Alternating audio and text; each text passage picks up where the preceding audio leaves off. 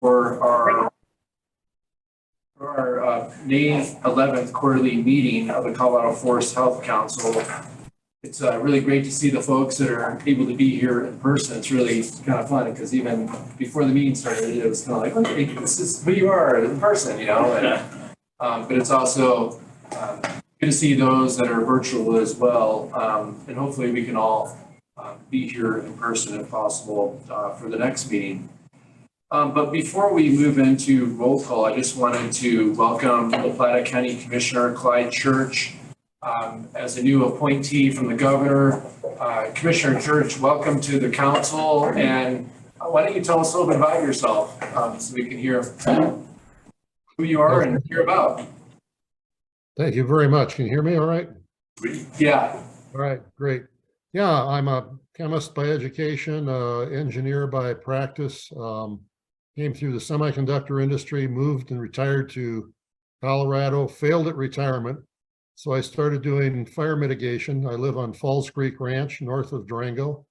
We've got 940 acres. It's a subdivision, but we only have 100 houses. Therefore, we have 840 acres of common property of timber and hay. So it is a beautiful place and beautiful La Plata County. So thank you for allowing me in here. Hey, we're excited to have you involved with this. It's great. Also, another announcement, Commissioner Hillary Cooper has accepted a new role with the state of Colorado within the Colorado Office of Economic Development and International Trade. So we'll be also moving to fill her seat. So especially the commissioners, let us know if there's any other folks you think would be, maybe I should reach out to or that you may know that could have an interest. So. Yeah, I will look into that. Yeah. That would be great. So we have a meeting and all the commissioners at the end of the month up in Summit County or Eagle County. So I will let you need one right away. I will certainly one-on-one talks with some of those folks because there'll be all the commissioners from all around the state at that conference. Okay, that's good to know. And then also before we do roll call too, I know that there was a tour earlier today and I don't know, Commissioner, you want to maybe give everyone an overview of what you all saw in that tour? And also thank you so much for hosting us here. It's really great to be in this really nice facility and we really appreciate it. No, welcome. And thank you, Director Gibbs. Hello, everybody. I'm Limerick County Commissioner Jody Shai-McNally. I think most of you know me. I'm also the chair of the Board of County Commissioners. And I'm very, very proud and very honored to be here serving on the Forest Health Council and chairing the Legislative Committee. It's been truly an amazing time. And I've learned so much and created some really great partnerships and collaborations. I feel I'm really thrilled that you all voted and supported coming here to Limerick County and welcome to my office. This is the county seat and I don't live here. I live closer to where the tour was today. And so I really wanted to kind of showcase some of the work that we're doing here in Limerick County.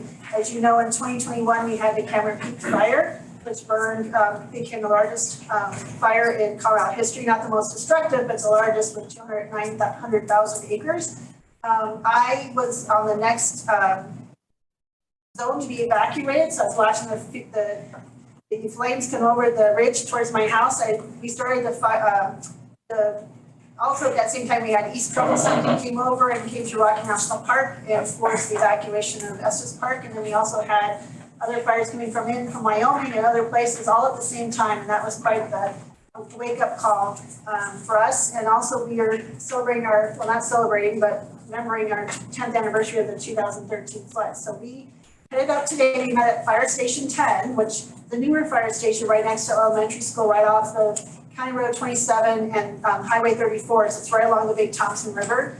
And we met there and got in 3 vans and headed up the canyon, which is raining and we're under flood watch. So we were not able to go up to the retreat, which is historically known for having flash flooding, and it was impacted by the Cameron Peak burn scar. Last year, that area called the retreat in the road extreme side saw 24 flash floods from the burn scar area, and this was all, debris flow and flooding from that, and we showed videos because we didn't want to go up into that area with such a high flood risk. We actually had some video, and I think Rory might still have some of that. If you want to see this at the end, we can show, for those who couldn't come, the debris flow footage. We have footage from the Black Hollow debris flow, the Poudre Canyon, with some drone footage. It just showed how fast the trees and the debris came down and how fast it moved. So we did that in the fire station, and then we got in the van, drove up to the historic McGregor Ranch to the northeast of Estes Park, and saw phase 1, which was done in 2017 of forest mitigation and fire mitigation work on that historic ranch, which is formed in 1863, I believe. It's a conservation easement, and is to the north is All Rocky National Park, and then to the west and south is Estes Park. And so we saw phase 2, which was done in 2019. And right across the road is current phase 3 they were actually cutting down trees and doing mitigation work. And we learned from those folks. We had partners from the Nature Conservancy, the Estes Park Watershed. I probably don't remember NCRS. We had from the USDA. We had all kinds of folks come up and talk about what it took to do those projects, how much it cost, all the partnerships, the collaborations, the funding, the coordination. And we actually got to see that work. And then we came back down and talked about some of the burn scar areas and the flooding. And then headed back up to the fire station, had lunch, and saw the air curtain burner, which was bought through a grant for the Big Thompson watershed, that they'd given ownership over to the fire station. And the fire department says they have the ability to have, being a government agency, they'll have easier time with liability insurance, so that they're going to be owning it and running that. And that's one of the, I think it's the air curtain burner is one of the first in the world for on-site waste management of big debris and mass, but it's cleaner for the air. And so we got to see that and have more conversations, and then we're back here. So that's a big view of all the things we've shown. And then if we're all going to join later after the meeting, the Coalition for the Poudre Watershed, which was formed after the Hyde Park fire, is going to be at Horse and Dragon. And if y'all want to buy pizzas, we can collect some money. We can go across the street here and grab a pizza, and we'll head over to there. And the owners of that brewery, their ranch is up in the burn scar. Their ranch was severely burned in the Cameron Peak fire, and they've been very involved as landowners and volunteers with reforestation work and mitigation work. Actually, I was planting trees with them Sunday up with the Coalition for the Poudre Watershed. It's their 10th anniversary, so they celebrate about having the trees opportunity. And so, and then we'll just hear from them and the Poudre Watershed, and that's just wanted to kind of showcase some of the partnerships and coalitions. So I'm really very thankful for everyone that participated today, and I hope that you found some interesting things to learn about or talk about. So. Thanks so much. Appreciate you help putting that together. That's really great. Okay, let's move into roll call, and first Director McCombs is here. I see. Director Morgan or designee online, maybe. Bond's up there. Bond's on. Okay. Okay. U.S. Forest Service, Frank Ben, or did I see Jackie on there? Okay, there's Jackie. Hey, Jackie. You got me, if you can hear me. I believe John Ring will not be able to make it. Frank Falzone, thanks for being here, Frank. Samantha Albert. There's Samantha. Councilmember White Skunk. Good to see you, Councilmember. Commissioner Layden. Hey, Layden. Yes, sir. And I just would love to touch base and say huge and tremendous thanks to Larimer County, Jody, and the commissioners up there for hosting up there today. Obviously, weather and schedules being a bit challenging today, but certainly appreciate the update. Thanks, Commissioner. Commissioner Shaq McNally, thanks again for hosting us. Commissioner Church is online. Here. You. Ethan Bullholtz is not here. Brent Wolk, good to see you. Katie McGrath Novak, good to see you, Katie. Christina Burry. Present. online. Okay, good to see you. Amy Moyer's here. Good to see you, Amy. Mark Morgan, I think, is online, I believe. It See you, Mark? says it's connected Oh, already, okay, but I okay. would check. I'm pretty sure that's Paige Lewis. We can always come back to her. Carol Walker. Hey, Dan, I'm here. Just wanted to let you know I'm multitasking to the nth degree today with severe weather, so I may have to be in and out. Yeah, no problem. Julie Stencil. Good to see you. Christy Belton. Good to see you. Pat Dorsey is online. How you doing, Pat? Scott Jones, I think I saw online as well. Yep. I'm here. Hey, Scott. How are you? Good, good. Senator Cutter.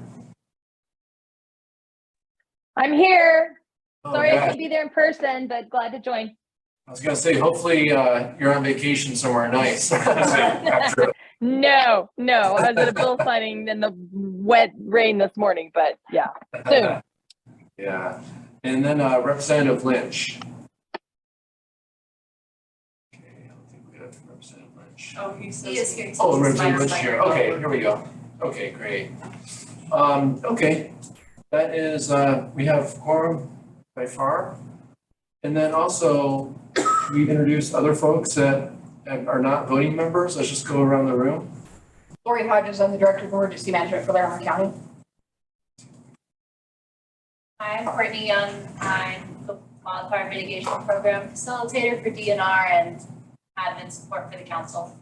Angela Bogue, Assistant Director for Climate and Forest Health, Administrator for the council. I don't think I introduced myself. Dan Gibbs, the Executive Director of the Department of Natural Resources. How are you then? Oh, yeah, you're right. Anyone else? Yeah. Holly Gardner, the Colorado Forest Collaborative Network.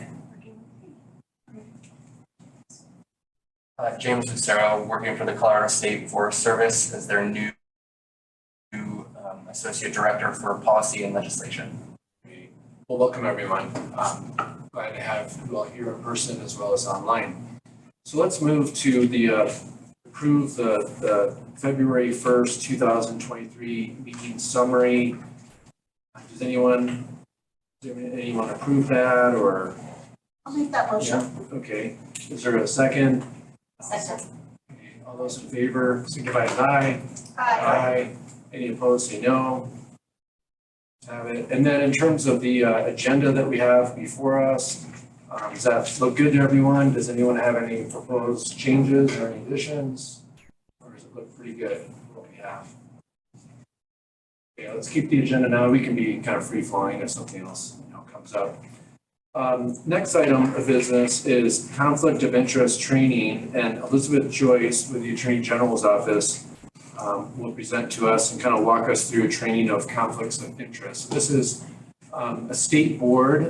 You're all appointed by the governor, and this is pretty uniform of what we do normally annually to go over some training like this. So Elizabeth, I think you're online. There you are. Yep.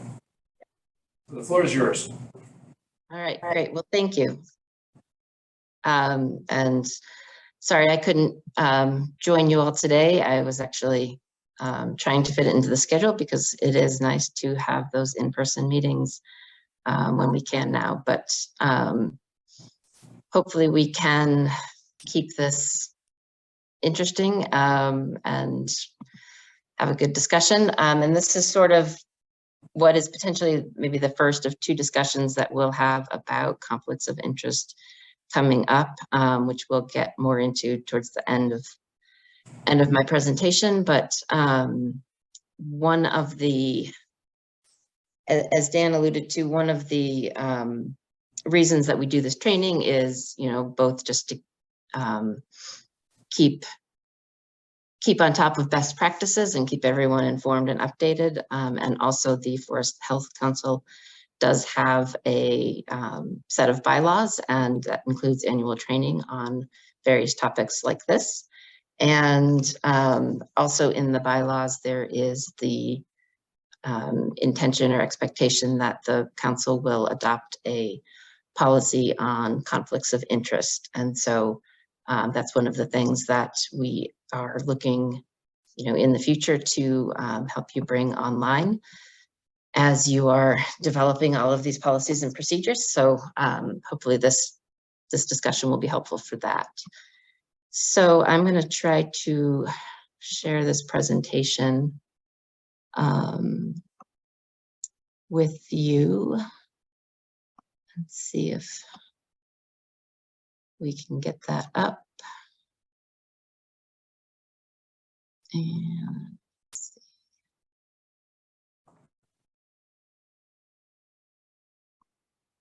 Okay, so are you seeing a presentation? You are. Okay, and did it go into presentation mode, or is it still showing you the? Looks good, yeah. Okay, great. Okay, so let's jump into the meat of this. So as a statutorily created board, there are a number of different statutes and general standards that the council should be aware of and that apply to all of your actions and decisions. We have discussed some of these in more detail, and some of them are more in the order of best practices and standards. But that includes things like, the Open Meetings Law, Open Records Act, various ethical, the Code of Ethics, and various standards about informed decision-making and your role as a public representative. So today we're focusing on standards of conduct generally, and specifically conflicts of interest. So the guidance on this kind of pulls from a couple of different specific areas of law. One is the best practices that are codified in statute. Again, this is where the motivation or the impetus to create your bylaws came from. Statute includes a list of best practices for all Colorado boards and commissions. The Colorado Constitution speaks to ethical obligations of public officers, and there is also a codified code of ethics in statute. So first, real briefly, the Constitution has some expectations for ethics and governance for public officers, which generally is intended to maintain a high standard of integrity for the officers and a high degree of trust and transparency in public government. All right, so more specifically, jumping into conflicts of interest. For this, the real guiding principles on this, again, is in statute. There is codified at, let me back up, 2418-101, and following statutes, the Code of Ethics that applies to boards and commissions. Generally speaking, when we talk about a conflict of interest, that can be any type of situation where a member's personal interest is incompatible with your public duty, and again, codified in the Code of Ethics in statute. Now, when we look at the statutory guidance, that really focuses on economic and financial interests. So, just to pause from this wordy slide here, for one thing, the Forest Health Council deals with some different types of business than some boards and commissions. You may not be setting rules and making decisions that affect individuals in the same way as some other boards and commissions. But in general, the same principles still apply. So again, jumping back to the statutory language, when we're talking about the traditional notion of a conflict of interest, it's that any member of a board or commission should not be performing any official act which can have a direct economic benefit to their personal direct or substantial financial interests. And drilling down into that, financial interests, is pretty straightforward. It's your business interest, your personal financial situation, potential for business relationships, loans or debts that you may be holding or pursuing, those sorts of things. So that can be a pretty narrow view, but there is also, along with that, the more general potential for a conflict of interest of other sorts. And so generally speaking, we're not just concerned with the most narrow view of a financial conflict of interest, but also any appearance of impropriety. And so other types of conflicts may also arise from, other types of interests that you have, or really just the appearance of, wrongdoing or, personal gain, personal advancing your own personal interests that are not financial. And while that might not be squarely within the statutory language, it is something that we're generally trying to make sure that everyone is aware of and keeping in mind as well. So here's a definition. Appearance of impropriety would include anything that would lead a reasonable person to conclude that a member has engaged in conduct that reflects adversely on the member's honesty, impartiality, temperament, or fitness to serve the public trust. And again, that can exist even if it's not squarely within the statutory definition of a financial or economic interest. So conflicts of interest can arise from any realm, in your personal or business life. It can be financial, it can be professional connections, it could be personal interests or personal relationships, or from a perspective standpoint. So from the sort of bias perspective, if there are certain issues that are difficult to separate from your role as a council member and decision making in that role versus your own personal preferences and beliefs. And I know that many of the people on the council have very closely related jobs and interests, and often serving on other boards or commissions as well. And so there can also be overlap in roles and responsibilities and potential conflicts that can arise from those multiple roles.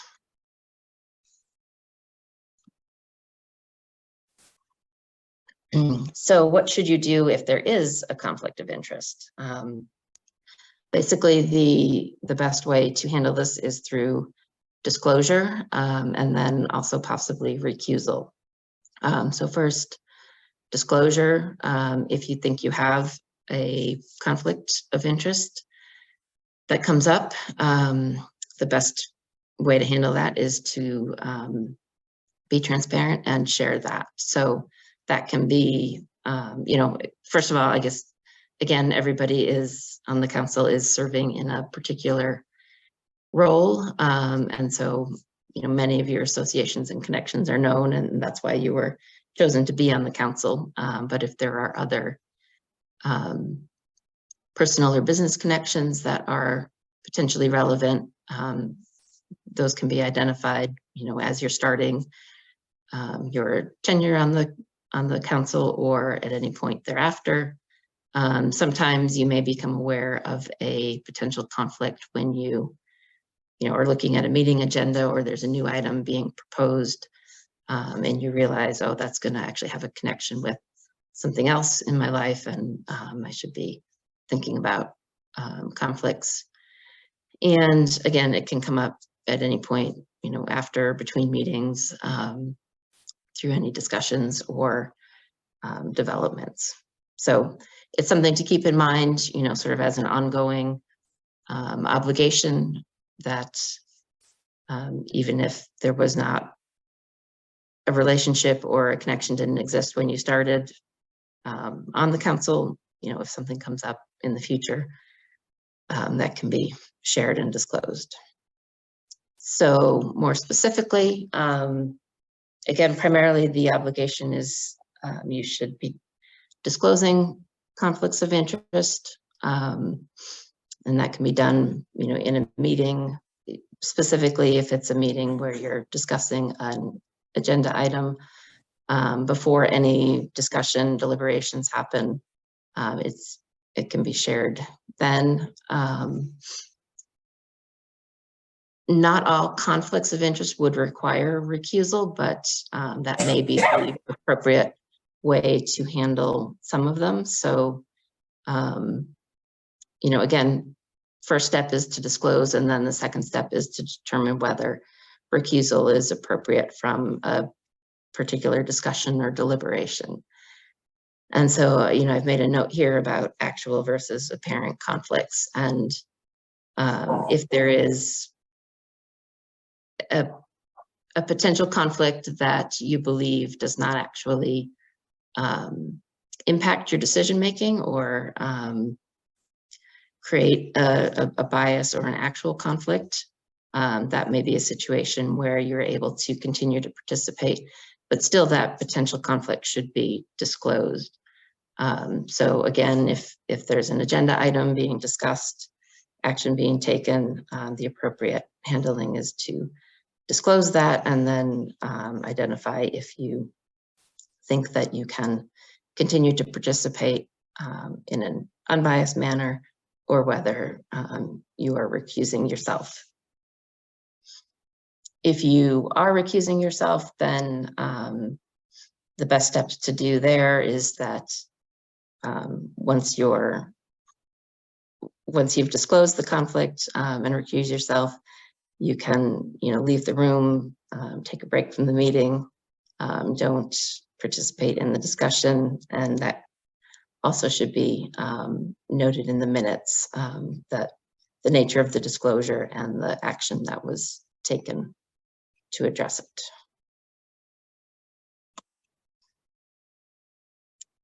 So in addition to conflicts of interest, I've included, just wanted to hit on a couple of other ethical obligation considerations here. One of those is confidentiality. As part of your participation as a board member, you may become aware of confidential information. If you are acquiring information in your capacity as a council member, that should not be shared or used for personal gain. And then that also applies to any matters discussed when the council goes into any closed or executive sessions. Another topic that sometimes comes up is gifts. What kind of gifts can members of a board accept? There is a statutory prohibition for public officials, which really applies to employees and elected officials. But again, best practices is to avoid, going back to that appearance of impropriety, to avoid gifts or other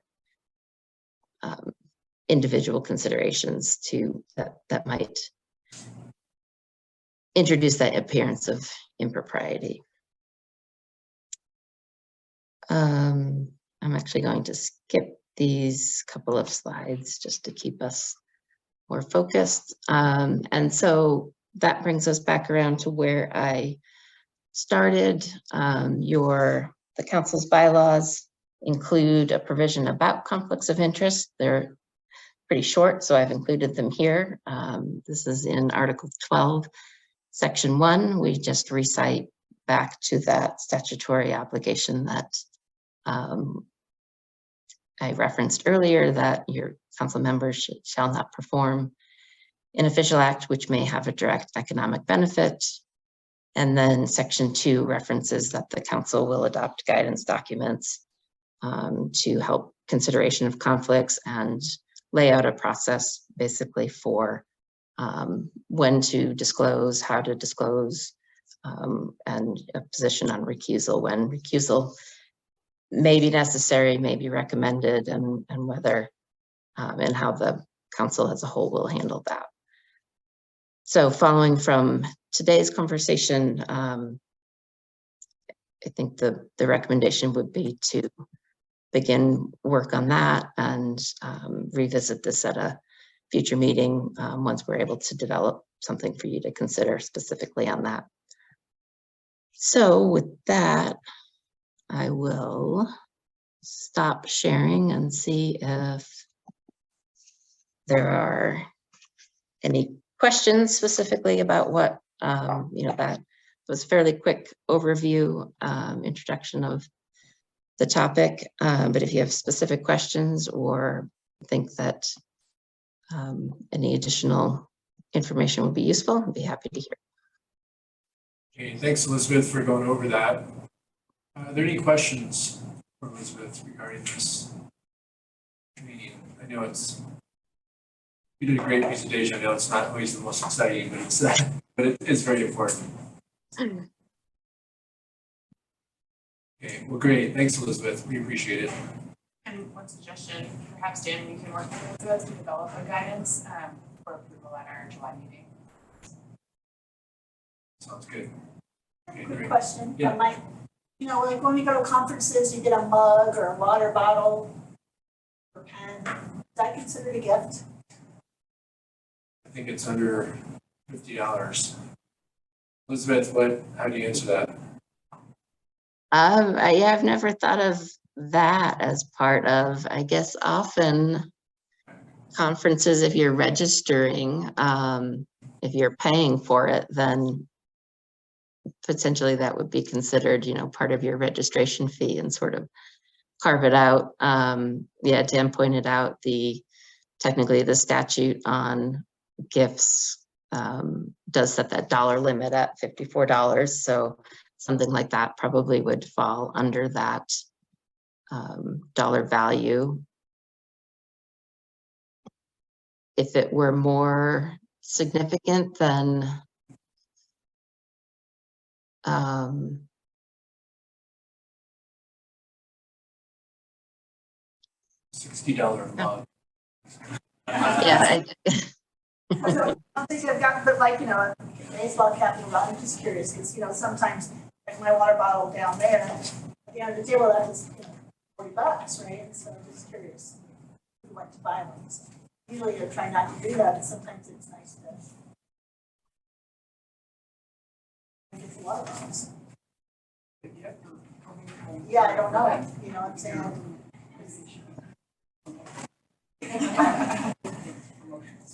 Just curious because I don't, I always wondered. Any other questions? Okay. Great. Thanks again, Elizabeth. And also for the folks that are in the room, when you speak, maybe just let people know who you are. Because I think it's hard for folks to tell that are online who's speaking. So next, we're going to do a review of council priorities and talk about next steps. And I believe Courtney and Angela will kind of walk us through that. Yes, thanks, Dan. So I really briefly just wanted to go over the priorities that this council already voted on. You all voted in December for 2023 priorities, and I want to just keep those top of mind as we continue to move through the year. So the first one is landscape scale state priorities.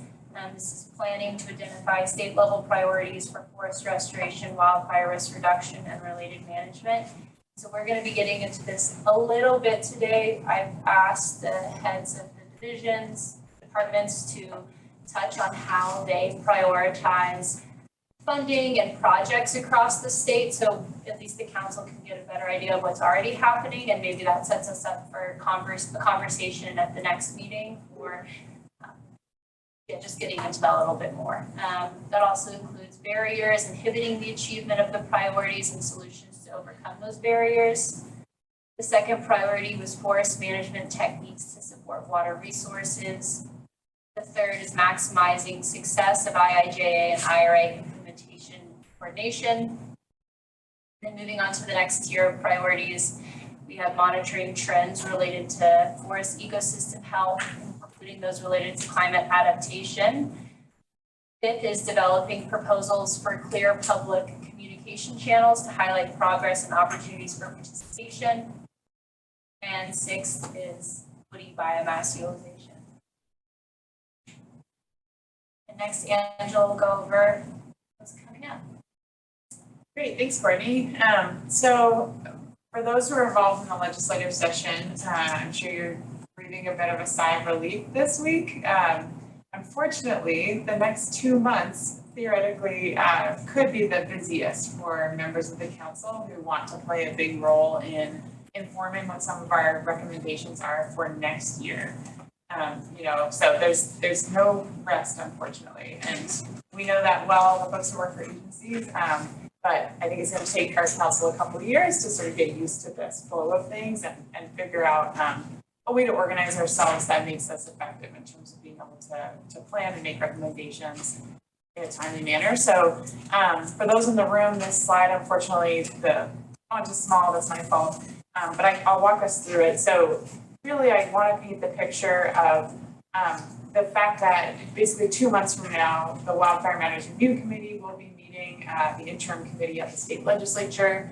They do play a pretty big role when it comes to wildfire related legislation, but also forest management related legislation more generally. And it is one of our statutory duties to report to them annually.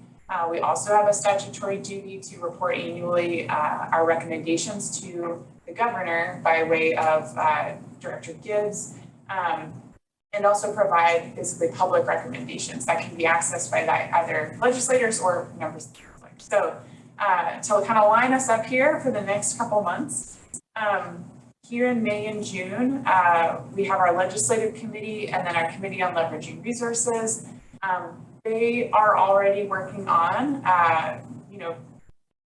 getting information, getting input, so that they can develop some recommendations, both for the legislature, so for the Wildfire Matters Review Committee, but then also for the governor and for the agencies. So I do want to just make sure we can all remember that this body, not only are you given the ability to give recommendations to the legislature, but you can also make recommendations to the agency leadership, right? So if you have recommendations that don't necessarily warrant legislation, but perhaps there are recommendations on how programs could be run more effectively or more creative ways to be doing work, that can go into the annual report and hopefully be considered seriously by the state agencies. And potentially the federal agencies that are also a member of this body. So really over May and June, our committees need to be thinking very hard about what's going to go into our 2023 annual report. That includes recommendations. July 27th, we have our next quarterly meeting. Currently it's scheduled as a virtual meeting. But really at that meeting, we really have to be prepared to vote on recommendations, both to present to the Wildfire Matters Review Committee potentially. Again, we don't have to give recommendations each year, but it's certainly a great opportunity. And or other recommendations, again, to agency leadership that we want to include in that annual report. Last year, it was around the first week of August that we presented those legislative priorities to the interim committee. I think if folks can help me remember, I think they may have preferred it if we had given them that report earlier, like a week or two earlier. That's going to be hard with our July 27th meeting schedule because really I think that's our opportunity to get the full council's input on recommendations. So hopefully they're okay with that, and we'll work with the interim committee staff as they come online.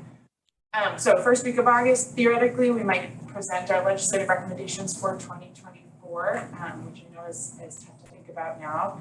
And then it would be around mid-August that the staff would help complete, and then we would probably host a short council meeting to approve our 2023 annual report. And if you remember last year's annual report, it's pretty straightforward. It basically is an overview of what we did in a given year. What did we address at meetings? What did our committees cover? What kind of information was shared? What mandatory trainings did we complete? So, conflict of interest training being one of them. And then it includes those recommendations, whether legislative or recommendations sort of for program level staff or agency leadership. I know that, Jackie can't hear. Can other folks hear who are online? I can hear you guys. Okay, thanks.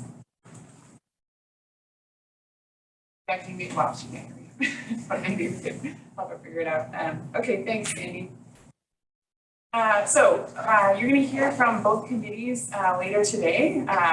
They are both thinking about this. I know the Committee on Leveraging Resources already has sort of a task that they'd like your feedback on. So we do have some good work to report in this 2023 report. But again, I just want folks to recognize that if you have a recommendation or even just the beginnings of one that you would like this full council to seriously consider and consider elevating, it's really your chance in the next 2 months to talk to the people that you need to talk to to potentially garner some other support for that. So that could involve joining one of our committees if you're not currently involved, or attending committee meetings anyway and providing your input to the actual members. So does that all make sense to people? Yeah. Do you have any questions, concerns? I would just add, I think it is very important for us to come up with recommendations. That's a big charge that we have. And whether it's administrative directions that you give either Matt or even to our federal partners, but really most importantly to legislators. And I'm just curious if Senator Cutter or Representative Lynch have any feedback for us, but I imagine you would like to probably know sooner than better in terms of any legislative concepts that we may bring forward, because for your planning purposes, obviously you may be already thinking about bills that you want to tackle next year. Senator Cutter. Yeah, thanks, Dan, or Director Gibbs. I'm sorry. Yes, always the sooner the better, but I will also say that I kind of wait to the interim committee to develop any bills in the wildfire / forest management space. So as long as we get them, in my perspective, as long as we get them early in our process with the committee, I think that's fine, because we sort of devote that time to exploring concepts and figuring out. And it's really helpful last year. All the concepts that you provided really did help direct us. So kind of a little bit of both. Early is always good, but as long as it's they're fairly well thought out and on the early side in the committee process, I think it's really useful. That's helpful. Thank you. Uh-huh. Any comments or questions regarding our priorities or the time frame that was laid out? And Angela or Courtney, what do we do? The question. Okay, and I'll just follow up really quick. If folks have concepts now that they want to maybe get you to, they can always do that, and then we can bring that up in the larger group at our next meeting, right? Yes, we can. The timeline is just a bit tight. So basically, the plan would be to actually vote on recommendations to include in the annual report or to send to the legislature at the July 27th meeting. So that would mean that basically I think folks would want to do a little bit of legwork beforehand to potentially get some support from other council members, just so people aren't doing something for the first time. And I think the place to do that is either in discussions today or in discussions in committee meetings, which, are public forums. So part of my question, I know it's also difficult to schedule these meetings so far in advance. Is it worth looking at changing that July date at all? It could be. We can talk to, I'm trying to figure out who's going to run Wildfire Matters and talk to them now and see if we could bump it up a week. I know the schedule is going to be really probably challenging, but I can't recall how it went down, but did we gain any ability or efficiency around voting remotely, like iteratively, acknowledging that it's difficult to sort of have it all packaged and processed? But I know there was a desire to do some support votes through the process. And I can't recall exactly what we did, but we figured it out.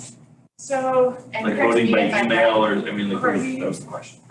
And Elizabeth, if she's still on, correct me if I'm wrong, I think we are allowed to vote to indicate our support for a concept virtually. Only in terms of prioritizing concepts. So, and we've done this before, you know, we send out a list of concepts, you rank them in terms of what your favorites are. We come back and in our July meeting, show everybody what folks thought should rise to the top. But then it has to be a public meeting in which we actually vote to support and Okay, advance that's concepts. Yeah, that's right.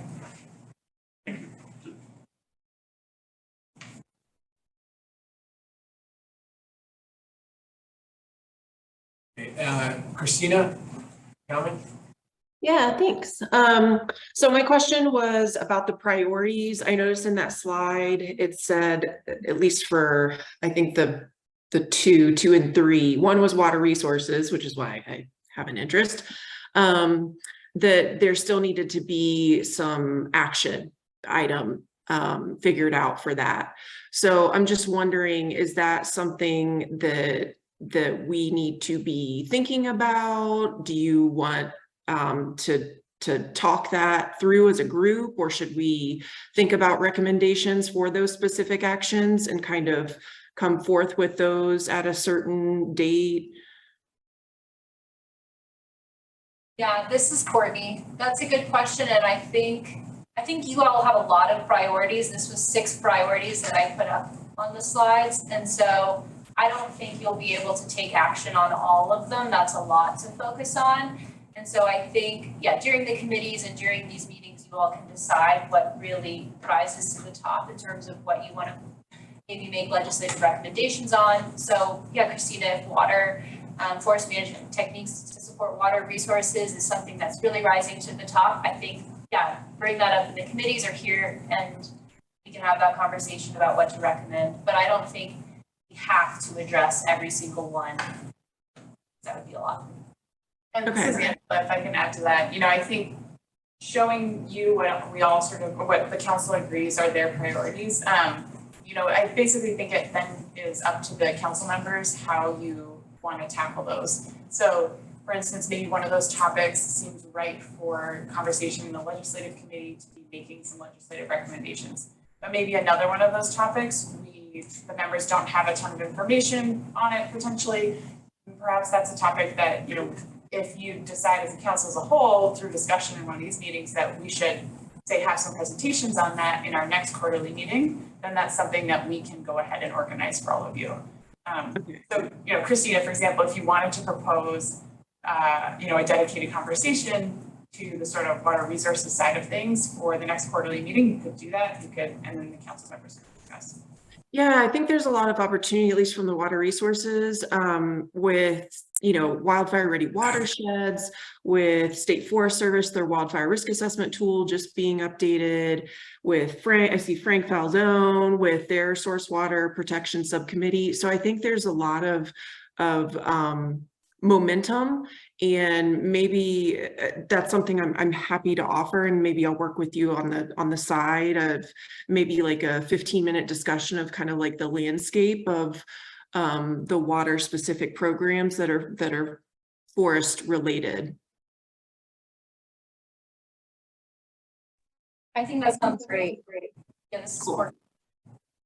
We can coordinate on that, Christina, for the next meeting. Awesome, thanks. And Elizabeth, you have a comment?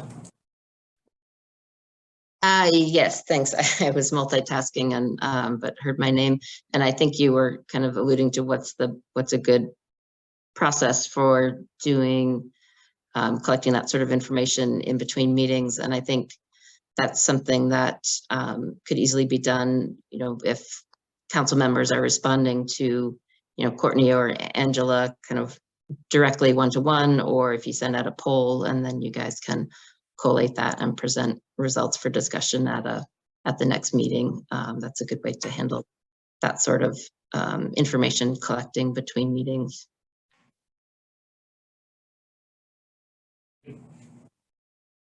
Any more comments or questions? But yeah, we should all be thinking about what we want to bring it forward to the group. Okay, well, thank you. Next item up, we have our committee updates, and let's first start with Jody, and then we'll move to Amy. Thank you, Mr. Chair. Hello, everyone. Again, County Commissioner Jody Scheib McNally. We have been meeting as a legislative committee for the Colorado Forest Health Council every 2 weeks since we started, and we've covered a lot of ground. I just want to remind everyone kind of we had suggested 2 tiers from our for concepts in 2022. I just wanted to kind of update, kind of go back and look at those. Tier 1 was the first 3 concepts of number 1, invest in expanding forestry education in Colorado. And that what the Front Range Community College has a wonderful program, which we thought should be supported at other community colleges. And we wanted those supported to build capacity because we know that capacity is an issue.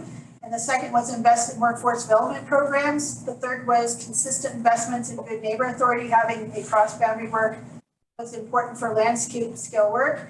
And we have put those all together as our legislative committee as our first tier as we presented that to the full council. And then the second tier was also we also thought were important should be considered was investing in local, state, federal agency planning and project management capacity, creating incentives for private industry, and 6 state forest nursery upgrades and expansion. So I want to just kind of go back to our last year when our legislative committee had brought back those concepts, and then the council had their first their priority list.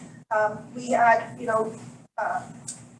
brought those to the Wildfire Interim Matters Committee, and that's where the council fully endorsed and supported those that came out of the Wildfire Interim Committee. And thank you to Senator Cutter and Senator Representative Lynch and the others on the council who supported Senate Bill 5, which combined the workforce development programs and investing in education, and then Senate Bill or House Bill 1060. And so both of those were priority bills and Senator Cutter endorsed Senate Bill 5. And as you know, we asked the Full Forest Health Council for an expansion of our charter and our abilities as a legislative committee. We felt that was really helpful. We thank the council for their full support because we were able to go to stakeholder meetings. We had able to have discussions and kind of follow alongside the bills, and then we sent the full council to legislative reports. And we hope the council found those 2 reports helpful as we were progressing forward. As we testified as Forest Health Council members at Senate and House committee hearings. And again, thank you for your support in that process because sometimes it was fast moving. We're very glad to share that both of those passed. Senate Bill 5 and House Bill 1060 was the nursery upgrades. They passed both chambers with minimal amendments and all the original funding attached. And now Senate Bill 5 will be signed tomorrow by the governor. And I think everyone should probably get an email. So tomorrow morning, our first priority bill and our focus and our work with Senate Bill 5 for workforce capacity and forestry development and programming is passed. And I think we all should kind of celebrate that as a council because that was a focus priority and we got it done. And it was, as I heard around the legislative chambers, they all were really excited about the bill and we're very excited about that. And we also in that bill got another $1 million of COSWAP funding attached. And so lots of positives there. So I want to congratulate you all and thank you all for as our work as a council. I think that's great work and something to celebrate. And so it's not even, I mean, it's been barely a year we've been meeting as that council. And now I don't know when House Bill 1060 will be passed, but I think that's the $5 million with that. And I'm sure Director Gibbs will share some more about that. So I won't go into that too much more, but that one is, I think, to the governor's desk. I just don't know when that's signed up. So something just to celebrate. The other thing that we did in our meetings was earlier this spring, we thanked Councilmember Whiteskunk for coming and sharing his perspective on forest health and talking about the process and policies from his region of Colorado and from his nation. And we really appreciated his perspectives, and we thought maybe that might be another nice thing for the full council to hear from Councilmember Whiteskunk about some indigenous voices and kind of their historical forest health and management practices. We found it very thought-provoking, and we appreciate him being here today and sharing his perspectives at that meeting. And thank you for joining the tour today. I know we all got a little soaked, but I thought it was really a great tour. And like I said, we've been meeting every 2 weeks and following the updates. Courtney and Angela have been phenomenal. We want to thank Daphne Gervais. She'll jump in and give us like a play-by-play and keeping us up to speed. And we already started discussing future guest speakers and topics to discuss at our future meetings. And we plan on meeting again. We're going to have a meeting next week. And we've already had some discussions on the tours and stuff about what we heard today and some ideas. So here's some of the things that we've talked about already. I wanted to just, let me add one more thing. I wanted to share, a lot of us went to the Colorado Forest Wildfire Conference in April. And there were some interesting things on climate and how the vapor pressure deficit and some of those other factors that were very stunning, and kind of to think about forest health in that way. And then also from Headwaters Economics, if you haven't seen that report, Dr. Kimiko Barrett, who also sits on a national Biden commission that Director Gibbs sits on, and I don't know if you'll share about that today, but I think that also be really helpful information for us as a council. And I'm hoping Director Gibbs might share a little bit about that.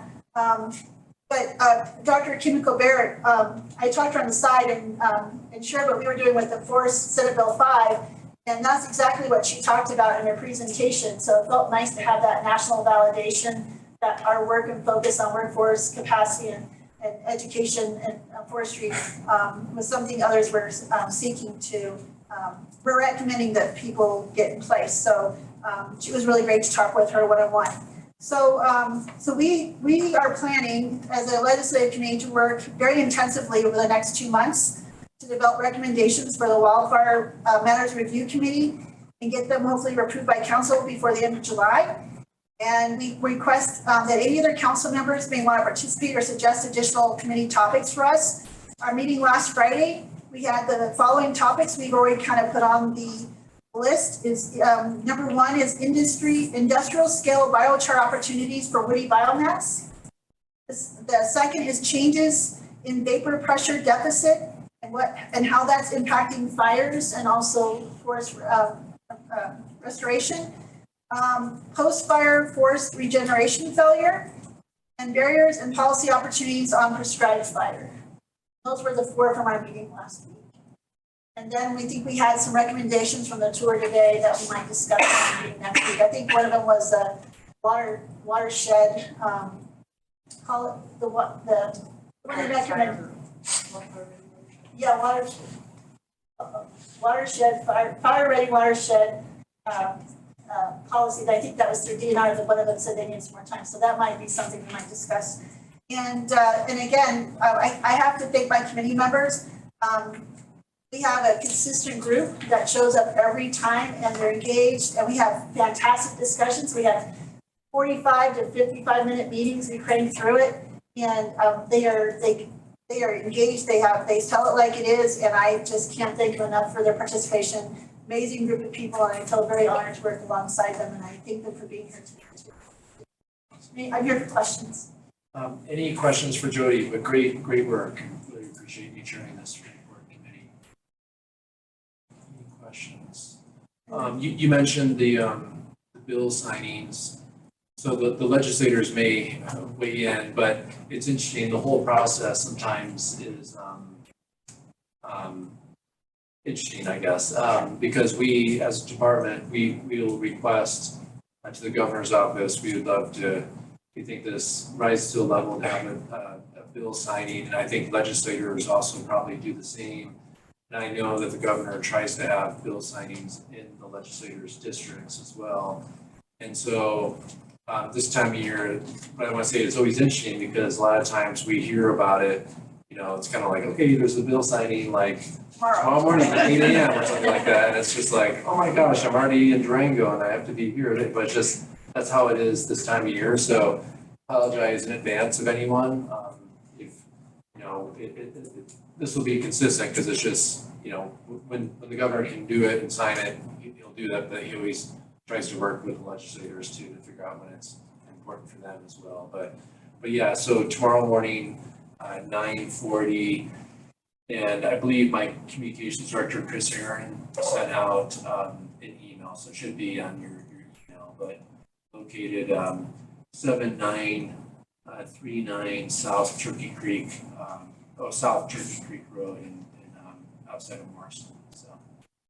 Director Gibbs, may I add one more thing? Yeah. I just want to thank Senator Lisa Cutter for her leadership and her work on this. She really listened to us as a legislative council and she showed a lot of leadership, and I just want to thank her for her support and her work on this. And it's just, I mean, it's amazing to see how both of those bills get through with minimal changes and all the funding attached. And I want to thank Courtney and just their stellar work keeping us our minutes and keeping us up to date, and Daphne was phenomenal. So I just want to again reinforce how grateful I am. They were very supportive and very helpful. Thank you, and thanks everyone for being a part of that committee. Senator Cutter. I just want to respond and say thank you. That's very kind of you, and it's absolutely a pleasure to work with your to be part of this council and to work with your really well-informed committee. You guys were amazing, and yeah, it's just my pleasure. I love working in this space, so thank you. Perfect. Now let me turn it over to Amy Moyer for an update from the Leveraging Resources Committee. Yeah, thanks, Director Gibbs. This is Amy Moyer. For those online, I turned on my camera since I think I'm just off the screen. But the Leveraging Resources Committee, we meet monthly right now on the second Monday of every month over the lunch hour from 12 to 1. We do have a recommended action to discuss with the Forest Health Council today. So I'll walk through the concept a bit, the action item, and then Christina Burry online will walk through a concept outline so that folks on the council can get a really a clearer picture of what we've been discussing at the Leveraging Resources Committee. But we did vote at our most recent meeting on Monday to recommend an action and recommendation to be included within the 2023 annual report. So hopefully this is a really nice tee up to our July meeting. And a lot of what the Leveraging Resources Committee has focused on over the last few months is really looking at the value that the post-fire playbook provides to communities and looking at how could we better bolster the pre-fire portion of that. That really takes a lens of looking at forest health and resiliency and acknowledges that there's been a lot of new tools that have come online, like the Wildfire Ready Watersheds Initiative. There's a lot of funding that's available, and there's a lot of communities that are really putting together a playbook of how do you become successful in really leveraging those resources that exist, leveraging those finances. And so we've really spent a lot of time trying to think through how could we expand on the post-fire playbook and create some sort of planning guide that complements that efforts and really dives into more of the forest health arena and really sets the stage for communities to have an opportunity to look at, you know, here's how Chaffey County really set the stage to move forward with this, or here's how, you know, community X, Y, Z is in this stage of their forest health planning, and here's the recommended next steps. So what we've done is really thought through how can we also leverage the diverse experiences and expertise of the Forest Health Council to really lend that support, meld our minds and say, you know, here's some great starting points, here are the tools, here's when this tool is applicable, here's how it attaches to this funding stream. So we really see an opportunity here that also trying to be really mindful that we're not reinventing the wheel with other existing planning guides and opportunities. So the planning guide, again, would incorporate the broad expertise and experiences included within the Forest Health Council, And we've outlined the following purpose, goal, and audience that I can read through for the group. So the purpose is essentially the planning guide would assist in positioning all areas and communities in Colorado to better leverage resources, knowledge share, and be competitive at receiving funding to achieve effective forest health management and resiliency. So really trying to lean into our charge of how do we leverage resources on all fronts, and thanks Angela for putting this up so that folks can see how do we knowledge share, how do we build on the capacity that exists from multiple agencies. So the goal would be to provide a starting point on how do you access science-based modeling, existing resources and technical capacity, and statewide priorities to improve existing processes, pre-fire planning and forest health efforts. So I'm glad that Courtney shared some of the goals that the council had voted on in some of our previous meetings. And I think this really does play into how do we look at landscape level priorities? How do we look at opportunities to also support water resources? I think this is meant to be that, connecting opportunity to really focus a lot of communities in that direction. And then the audience would be targeted at the local government and community level, while trying to write it in a way that's broadly applicable to a range of stakeholders, from an individual to potentially a regional approach where there's multiple adjacent counties interested in advancing pre-fire planning and building forest health resiliency. So hopefully all of this will continue to build for this group that isn't a part of our committee when we share some of the outline. But really our hope is that the Forest Health Council, led by the Leveraging Resources Committee, can develop a detailed outline for this and then recommend that the Department of Natural Resources or the Colorado State Forest Service use existing resources or be appropriated the funding to finalize this resource product, again, in an iterative fashion with the Forest Health Council. And so as we move to show the outline, just so you get a clearer picture of what this might look like, we're really trying to incorporate multiple themes and the baseline of existing resources. One, the post-fire playbook gives a really nice overview of what can this look like, how can it be easily accessible and easily understood by a wide audience, but also looking at how do we incorporate the stages of readiness concept so that this planning guide can meet communities where they're at, whether they're at square one, whether they have a coalition of champions, whether they've done some modeling or understood what are their priorities for their communities, that they can kind of jump around to, here's the stage that I think my community is at, and here's how we recommend all of the different tools, resources that exist to push you forward. And then also looks at some recent reports that have come out, for example, from Chaffee County that says, here are the building blocks to their success, so how do we replicate that at scale across all of the diverse communities in Colorado? So I think with that, Christina, I might turn it over to you if you're ready to walk us through what this looks like in a very draft outline form. Yeah. All right, so I'm sharing my screen. Let me know if you guys can't see it. Just yell out, because when I'm sharing my screen, I can't see you guys, so. Yeah, we can see it, it's fine. Thank you.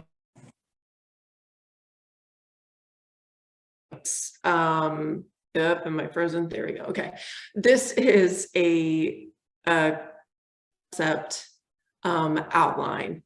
So it's not meant to be, really detailed. This is more just kind of thinking through some of the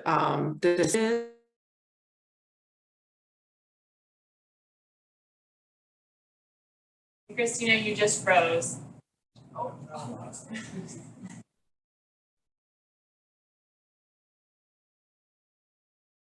We can see you again. You froze for a moment, now you're back. You want to repeat? I think you're on mute, Christina, too. Okay, I'm gonna share my screen, stop my video, and we're gonna, cool, okay. So this was meant to be just a concept outline. So this isn't gonna be very detailed, but just to provide everybody just a sense of what we're thinking for this forest resilience planning guide. So Amy went over the purpose and the goal, the audience, and then really it's based on these forest resilience values, so collaborative readiness, landscape resilience, and then communities, fire adapted communities.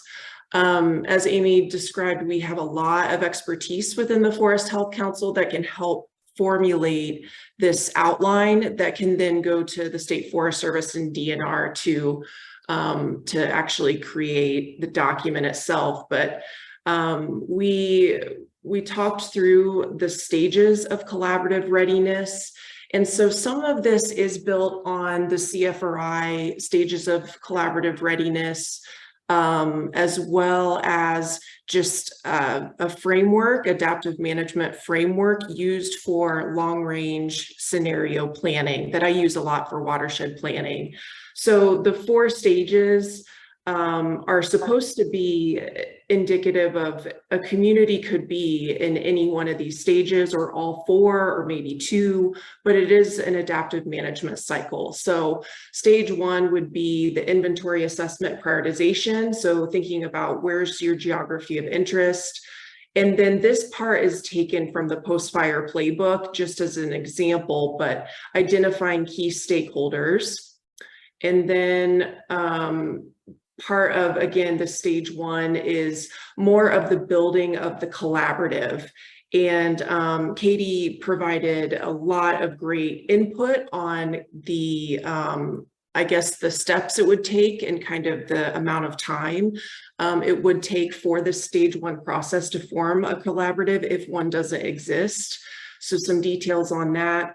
Assessment and prioritization, also thinking about the tools that do exist, like the Forest Atlas, the Wildfire Risk Assessment tools, Wildfire Ready Watersheds, but this would be the portion of the document or the planning guide where it outlines those tools and then provides a link to those tools.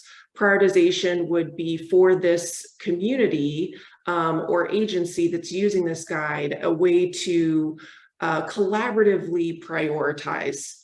Stage 2 is the action plan, where they're creating a shovel-ready project list and some steps for identifying those projects. Stage 3 is implementation. And then stage 4, again, part of that adaptive management is including monitoring, tracking, and evaluation.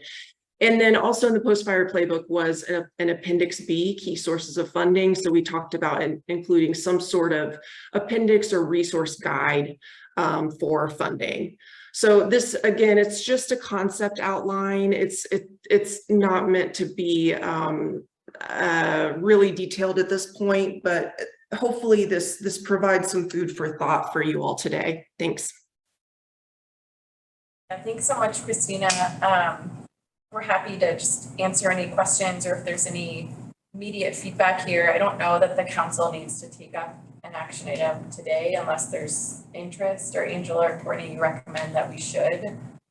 Because I think our hope is that we would include this as part of the 2023 annual report, that we see value in this, and then, you know, probably with more discussions with the Colorado State Forest Service and DNR of, you know, the only legislative action would be potentially appropriating a small amount of funding if that was needed to develop this and get the final product across the finish line. Yeah, I think the only conversation you should prompt today is, does anybody have real concerns about this or questions before your committee goes forward?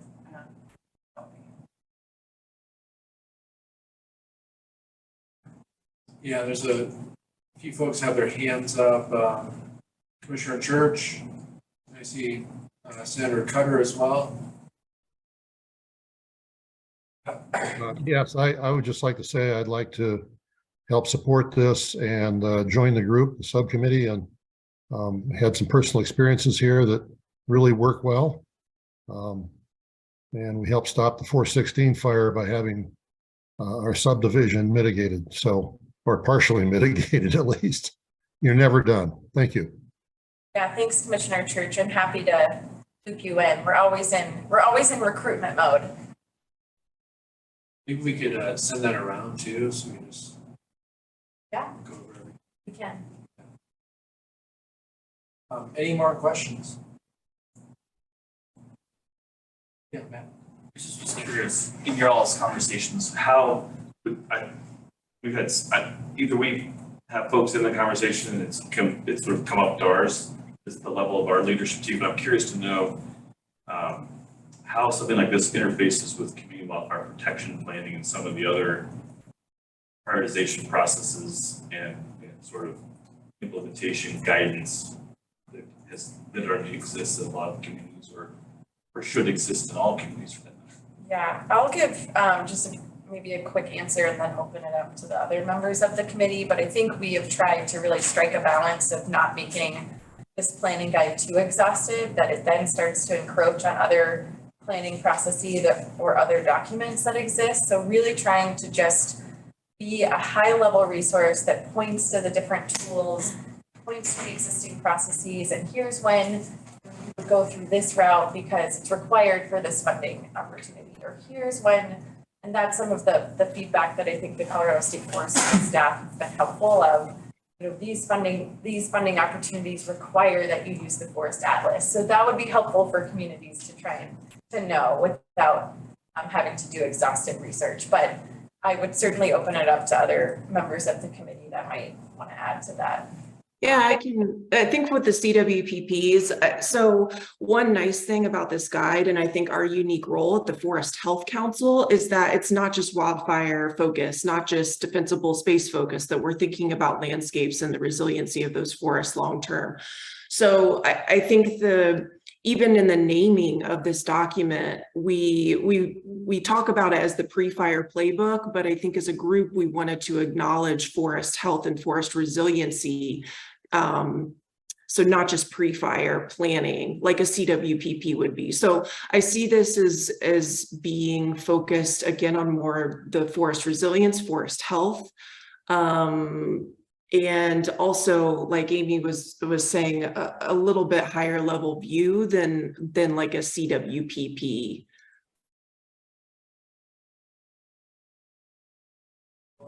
Yeah, I'll just add, I think one of the main motivations that the group has talked about is trying to make it so that a lot of what happens is some people have figured this out, of how to get advanced in getting funding and resources and implementation done.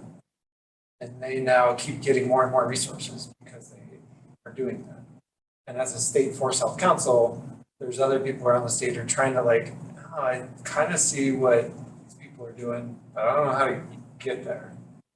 And so it was an entry point to both provide that basic roadmap for people around the state who aren't in those sort of implementation and later stages that want to get there. So for the people in the communities, like Amy was talking about, but then also, I think it'll go both ways to help the agencies across the state and maybe feds identify different kinds of funding for different kinds of areas and activities. So that, helping put the right funding and the right capacity and leveraging resources, not just funding, but other technical expertise and resources around the state where it's best utilized and helpful, rather than all the resources always going to one spot in the same kind of area. So that was a little why we're also keeping it broad. I think it would work on both ends, helping the communities have an entry point, and then also helping funding connect to the right activities in the right areas. Can I add to that? Am I able to talk at this meeting?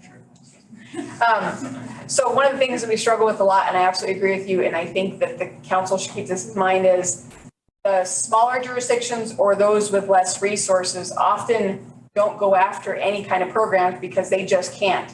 They don't have the capacity, they don't have the ability to do it. So they lose out, and a lot of times those are the organizations that really would need the assistance, because there are groups that, like Larimer is a heavily resourced county, right? Boulder's a heavily resourced county. We also have a lot of disasters. So attention goes to us, which I'm not saying we don't want that. But I do also see though that there's jurisdictions out there that are gonna have the same types of fires that we do, the same types of issues, but they may not have those resources. They don't have those coalitions or partners. And so a lot of times they're just gonna say no. I'm not gonna go after that. It's too hard to get the funding. It's too hard to do this or that. So as you guys are thinking about solutions, I guess, keep equity in mind there for the smaller jurisdictions.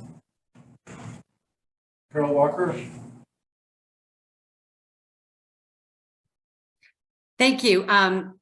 Obviously, we work collaboratively with Rocky Mountain Insurance Association and the industry, with a lot of you, State Forest Service, with DPS, Lori down in Larimer County, the different community mitigation programs. I just, from a collaborative standpoint, I'm not sure where we fit into this. So how is it different? And I guess what, from our perspective, could we provide as a stakeholder in this? I know maybe that's a really big question, but I guess we're always looking to be at the table wherever needed. Yeah, thanks, Carol. I think we're happy to share just a very high level concept outline so you can take a look and provide some feedback. I think, we're open to figuring out where there's a good realm for the insurance industry to fit in some of these conversations, or what resources we could point folks to. Yeah, I mean, we know just from a messaging standpoint, obviously we're a huge financial incentive to do the right thing for mitigation. And we play that role with a lot of our community and state partners, as well as just a huge distribution channel through our agents when people want to have conversations, or when we do have a disaster happen. Obviously, I'm in the State Recovery Task Force too. So just throw it out there that, hey, we're always willing to play in whatever sandbox you need us to. So if you need our help, let me know on all those different levels. Yeah, sounds great. Thanks, Carol.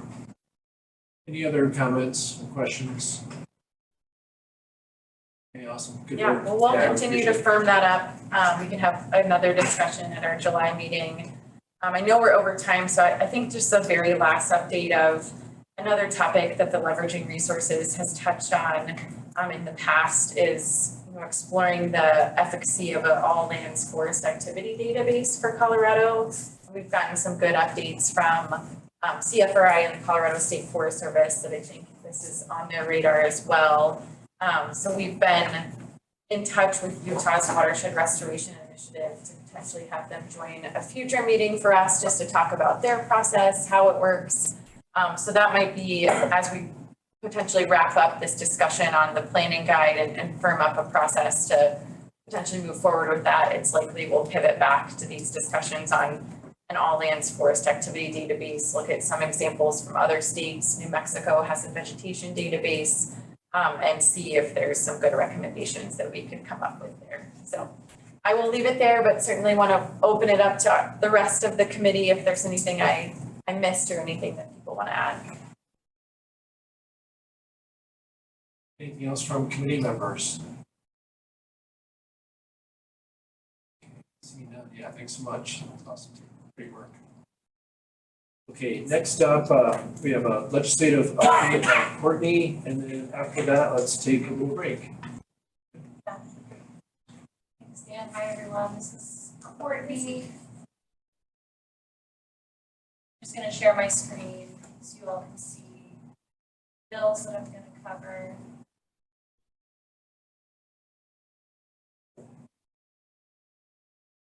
All right, so yeah, as Jody said, this was a successful legislative session for the council and also for forestry in general. I'm going to go through this list of bills. Only one I'm going to go over did not end up making it through, and that is House Bill 1018, the Timber Industry Workforce Incentives.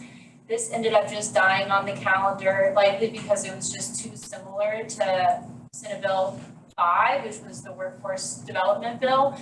So this one also originally included an internship component, which was included in Senate Bill 5. So I don't think people were too upset about this. Daphne said it was likely a joint decision by the sponsors and leadership. Next is House Bill 1060, the updates to the State Forest Service tree nursery, which did pass, which Jody already touched on, and Director McCombs may talk about a little bit more as well. House Bill 1069 is a study of biochar for plugging of oil and gas wells. This did pass with a few amendments. In its final form, it creates a working advisory group in COGCC. CSU was originally going to do a full study on potential of using biochar, and now they're going to be doing a technical feasibility study first, and then making a recommendation to the working group on whether or not a full study should be done. The working group will include members from the State Forest Service, a biochar manufacturer, local government representatives, BLM representative, someone with expertise in plugging abandoned wells and methane mitigation, Environmental Justice Advisory Board member, and a representative from a disproportionately impacted community. The next bill, 1210, is a carbon management bill. The Energy Office will be contracting with an outside entity to develop a carbon management roadmap, and this will likely include a forest management component. The next bill, Senate Bill 5, which Jody already touched on. We're really happy that that passed. That essentially came out of the legislative committee, which is really wonderful to see. Senate Bill 139 is the state severance tax trust fund allocation supporting COSWAP. So this includes $5 million in ongoing funding and then an additional $5 million in one-time funding for COSWAP. We also have Senate Bill 166, which established a wildfire resiliency code board. It includes 21 members, which will include building code professionals, fire departments, builders, planners, hazard mitigation experts, local governments, and other stakeholders. The FPC, the Division of Homeland Security and Emergency Management, and the Colorado Resiliency Office will also serve as non-voting members on that body. The board will be coming up with a definition for the WUI and then a set of minimum codes. They have until July of 2025 to come up with those codes, and then local jurisdictions will have 3 months to adopt those codes or create codes that are more stringent.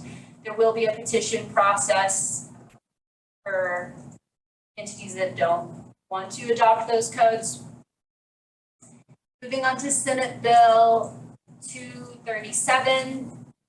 It is a one-time appropriation of $12.6 million from the severance tax fund to the water plant implementation fund. And then last is Senate Bill 280, projects to restore natural stream systems. So this came out of DNR. It ended up being scaled back quite a bit from its original form. It's now going to be focused on minor projects, which are ones that don't impact water rights. This is still a step forward, but a lot of the stakeholders are going to be reconvening in the interim to sort of think more about how they can suggest a bill in the next session that would cover those larger projects. There needs to be more stakeholdering and consensus-driven approach. So does anyone have any questions? I will do my best to answer them. It's a long list. Yeah. Questions online or in person here? Is that just all the forestry related bills, or did we have some hand in all of those? Like, Yes, the council did not touch all of those bills. They're just ones that DNR was tracking and we thought might be of interest to the council. There are also other water bills that have annexes too.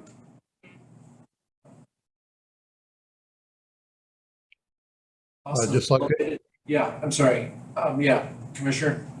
yes, I just wanted to say that one that I was tracking through the last legislature was the COGCC renaming to the Carbon Energy Commission, and they've added geothermal to that also. So drilling wells in the earth is going to have to go through the new set of rules as they are developed over the future. So a lot to come in carbon. Definitely. Pat? I was just going to say, I think that biomass we all recognize as a major barrier to getting work done quickly. And the study on biochar for plugging oil and gas wells is really interesting. I hope we'll have an opportunity to hear from CSU maybe as they move that study forward. I have a question on Senate Bill 237 that transfers the 12.6 million to the water plan implementation cash fund. Is there a forestry nexus to how that money will be spent, or will it then just be appropriated via the CWCB? I have to get back to you on Okay, that. I just haven't been tracking that one. Yeah. Any other questions or comments? Okay, in that case, let's take a 10-minute break, but before we do, I know Angela will have to head out here at 4, and I just want to say how excited I am to have Angela back on staff. She's been away for the last 3 months, gave birth to a wonderful baby girl, baby Quinn, and you've been back to work now. This is your second week now, so. Good to be back. Yeah. Congratulations. Yeah. So let's take a 10-minute break and come back at 4. There's some lemonade and iced tea in the back. Let's start back up again. And next up, we have some EDC updates. And Jackie Buchanan, you're up first.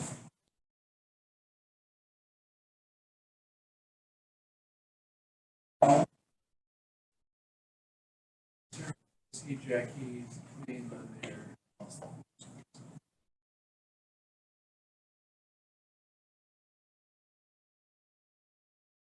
Yeah, okay, let's, is Vaughn on still?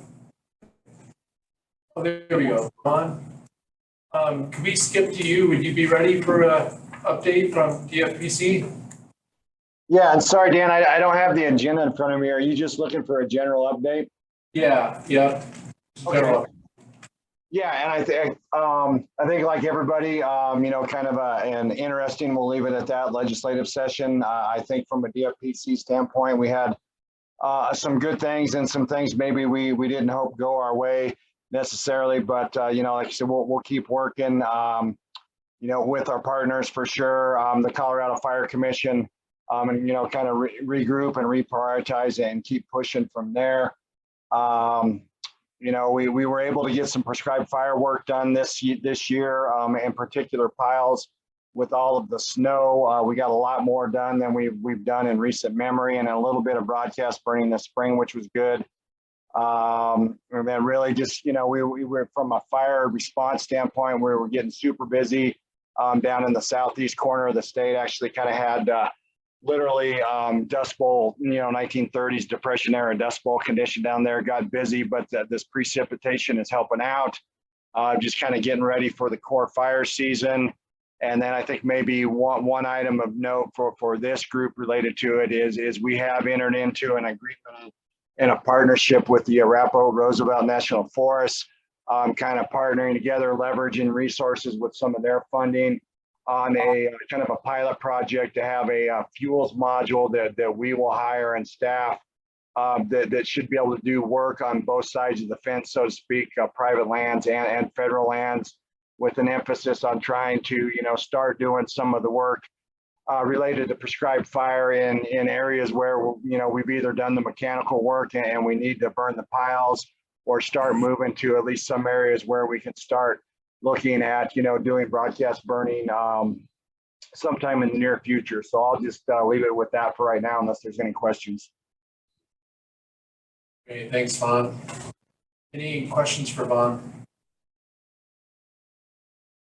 I would just dovetail real quick on the prescribed fire discussion. You know, Chief Morgan and Vaughn and others in the State Forest Service have been having conversations about how we can help this entity's interest in engaging in the prescribed fire question integrate with the Fire Commission's work on the same topic. And so I think going forward, we'll have some recommendations or ideas on how that joint focus could come into fruition, and acknowledging that the Fire Commission's going to continue to take clear leadership on that discussion. From the policy standpoint, if you wanted to touch more on that, Vaughn, I just wanted to, because there's an interest in this body to take on that issue as well from that forest management side. And we want to make sure that as much as we can to integrate our shared focus on that issue. Yeah, thanks, Matt. I wasn't sure if we were getting that to this meeting, but since you and I are talking, yeah, I thanks for that. I would agree. And I think we all know, there's some overlap between the fire commission and this group. That's why those groups, subcommittees have started to meet.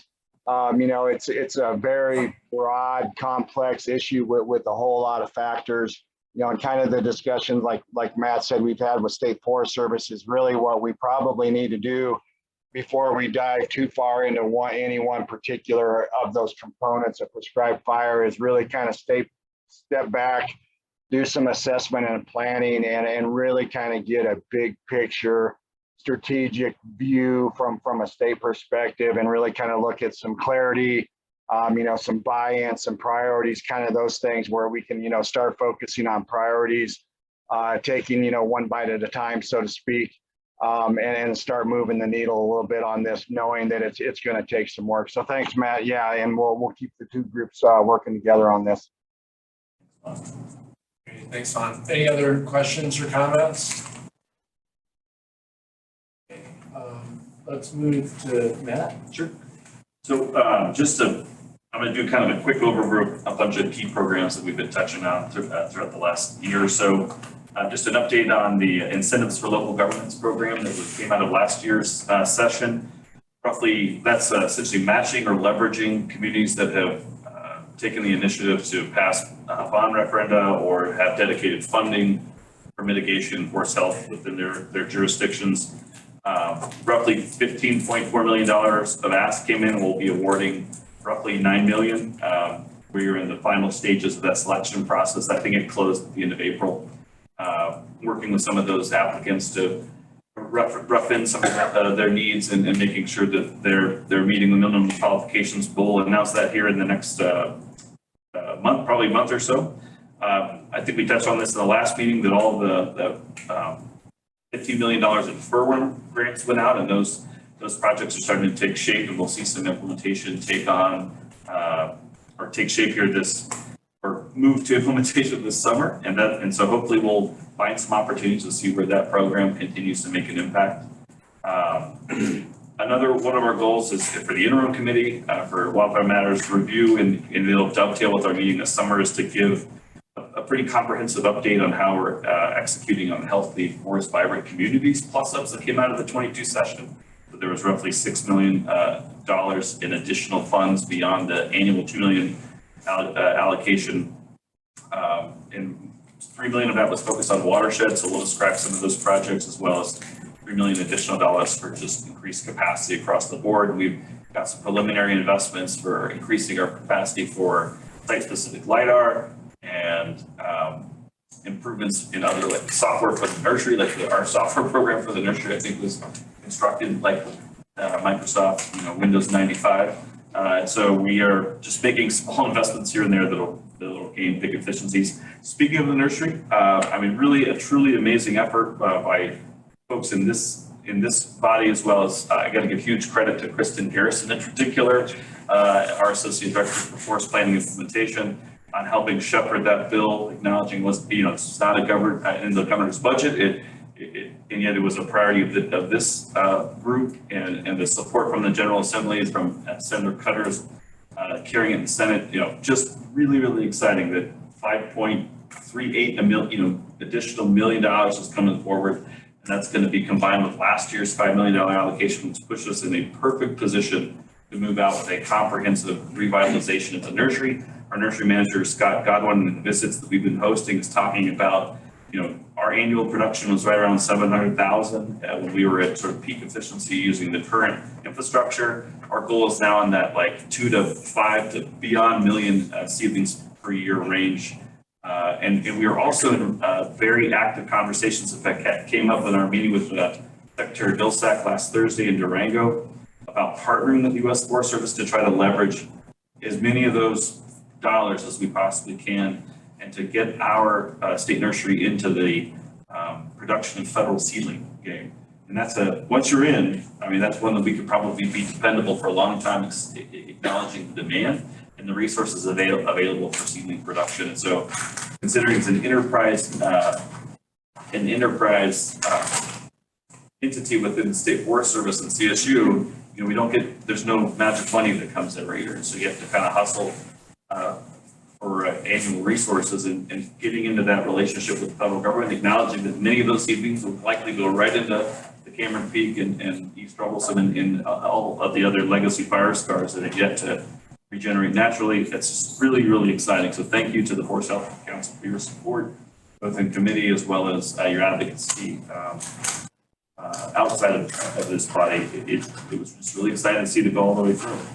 I also want to make sure that, James introduced himself, but this is this new position for the agency is significant. The Associate Director for Policy and Legislative Affairs that will sit in DNR and work with Angela and Dan's team to fully implement all of the tenets of the statute that created the Division of Forestry to ensure that we have an explicit connection between the executive branch and the leadership that the governor and Dan provides in the forestry space, as well as having that tie back to all of the distinct resources that we have in Colorado's signature land grant institution, the CSU. So that bridge is really, really exciting. And then James's background is pretty extensive in the legislative body itself. He was a former chief of staff for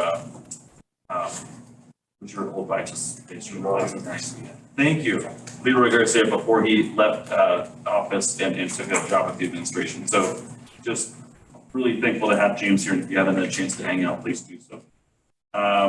Community Wildfire Defense Grants. Just wanted to get, that was a really exciting program, but it didn't exactly hit Colorado too hard. If you're not terribly familiar, this is a national program that makes funds available for planning and implementation associated with Community Wildfire Protection Plan. We submitted about 33 proposals and had one funded. There were other states in the union that happened to have substantial amounts of their projects funded, and it created some consternation. But huge credit to the U.S. Forest Service. Frank Bem, our regional forester, pulled together a meeting with all the Western state foresters and with the associate deputy chief over state and private and tribal forestry to talk about how the process worked. And we just recently got the scoring guide was released, which is similar to some of the other programs that we administer that allows us to see how we did, how we can improve. Really the focus of that program is to hit 3 bills pretty hard, and that is underserved or underrepresented communities in the highest or very high risk, or communities that have been impacted recently, I think it's within the last 10 years by a major disaster. So they tried to stay very tight to the criteria, and with that, unfortunately or fortunately, depending on your perspective, like 46% of the award went to California. But we have taken on that program as the State Forest Service, and we'll be administering it going forward. And that will hopefully allow us to continue to better understand what our federal partners are looking for and make Colorado communities more competitive going forward. Just a couple more, and I'll shush. Another investment was made in the 22 session, or in the 21 session, was additional funds for healthy, or no, this was actually bipartisan. There's so much in the system right now, I get confused. Bipartisan infrastructure law dollars came down from Forest Action Plan implementation. And one of the ways that we invested was, speaking of CWPP, was to hire 4 additional staff that would be positioned in the 4 quadrants, the way that we divide up the state, to specifically engage with communities with limited resources around community wildfire protection planning and implementation. So those individuals have been hired and will start making themselves known and hopefully relevant in the communities that they'll be serving. But we're really hopeful that our foresters in those communities that often provide that service are just inundated with project development and implementation right now. So this additional capacity, if we focused on planning, should be a big boost for some communities that have not been able to bring that capacity forward themselves. Another big win this session was the governor included $2 million for Good Neighbor Authority capacity in the wildfire package that was advanced. And that is essentially leverage on top of $2 million that the regional office, the Rocky Mountain region, the U.S. Forest Service invested at the end of last federal fiscal year. So now we have additional $4 million in capacity, which is translating into humans that, again, are standing into the breach when our federal partners on both the BLM and U.S. Forest Service side are struggling to hire themselves and plan to implement projects. We just landed a $12 million project, G&A agreement with the BLM out of the Alamosa office. $7 million as part of this PODS funding that the secretary announced last Thursday in Durango that Dan was in. And it just continues to come. And we're starting to feel like eventually we'll be outpaced and outmoded, and we're going to have to look at counties and tribal communities and others to step into the gap and potentially look at ramping up capacity to continue to implement. Because the G&A opportunity continues to grow. And I think that's a place where we continue to look for funding and support in the out year. And so huge thanks to Governor Polis for including that in his budget, and thanks to the legislature for advancing.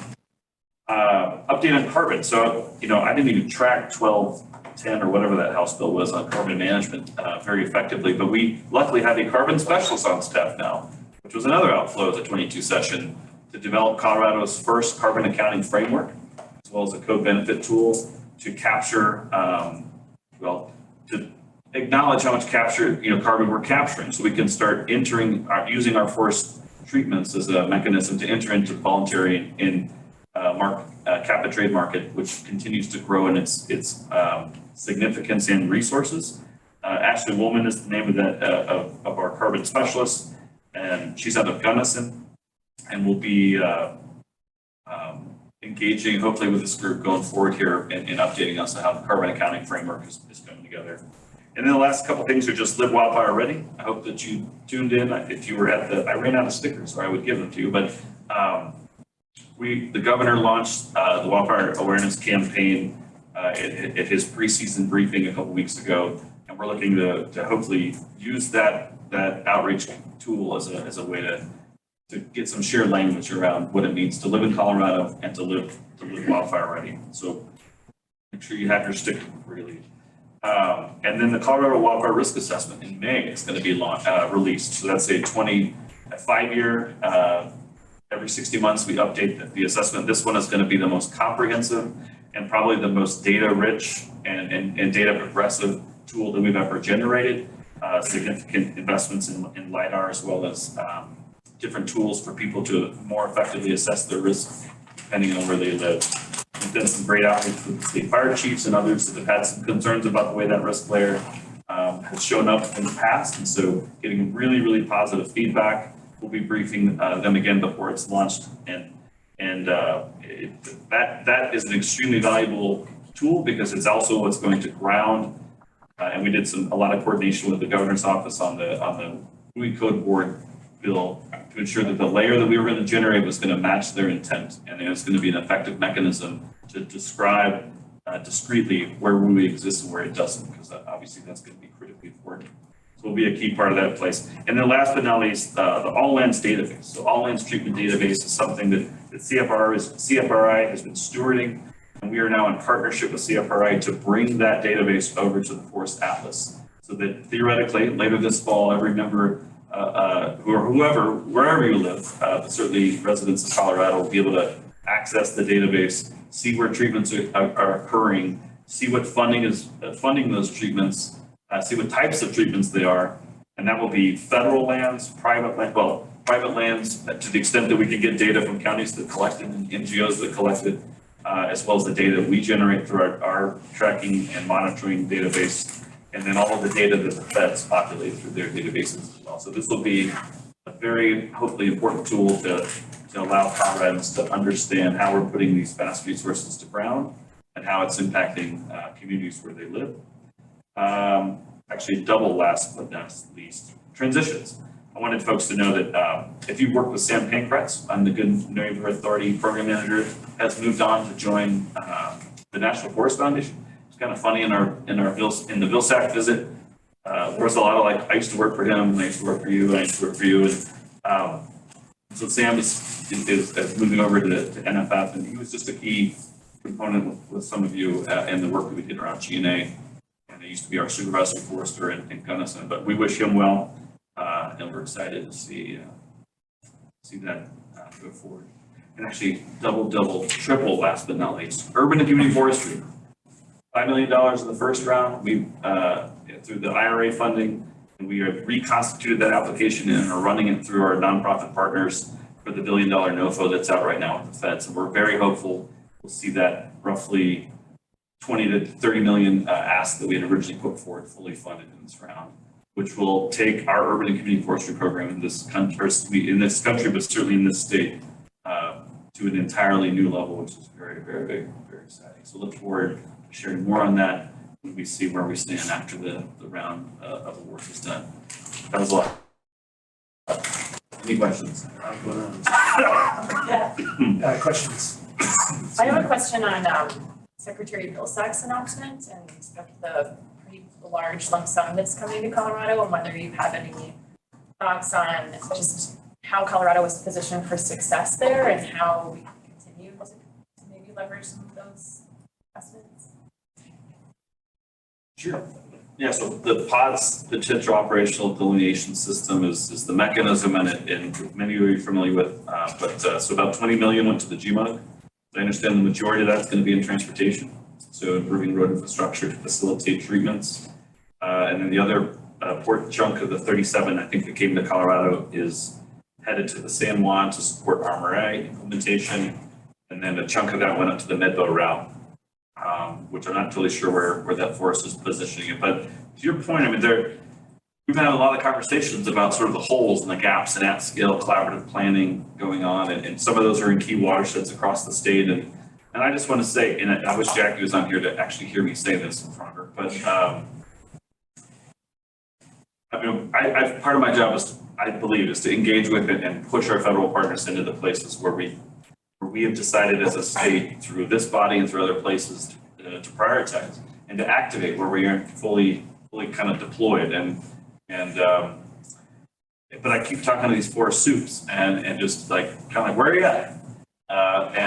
And a lot of the feedback is like, I'm like at here, not here, like here, and struggling with hiring and contracting agreements, some of the things that we've just heard. And so I've tried to be really receptive to that position that they're in, and I feel like there is an opportunity for us to help in ways that are going to be really, really meaningful, to position the state of Colorado to continue to be a really safe place for the feds to park lots and lots of money, because we will be high return on investment, and we'll also be able to tell stories really effectively, which is really important because we have some really influential delegation members in our state that have primacy over these issues in committees that are very, very relevant at the national level. And so I would just challenge this group to, I love that it's actually in our priorities, is that scale focus and how, but not just asking our federal partners to do more or to do it in places where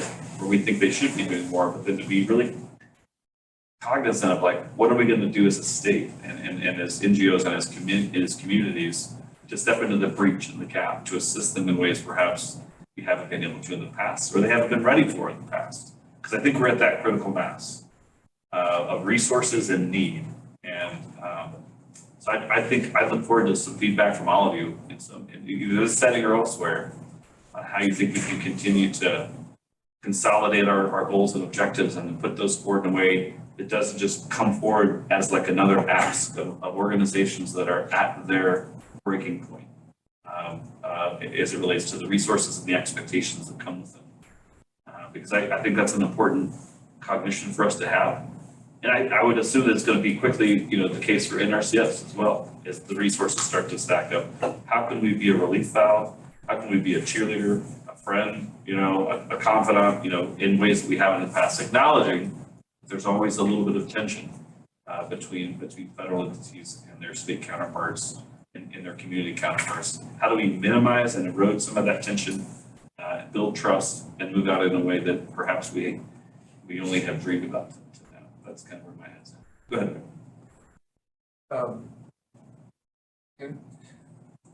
So I just wanted to try and answer your question as best I can too about the pods and specifically this money and why we're positioned to get that.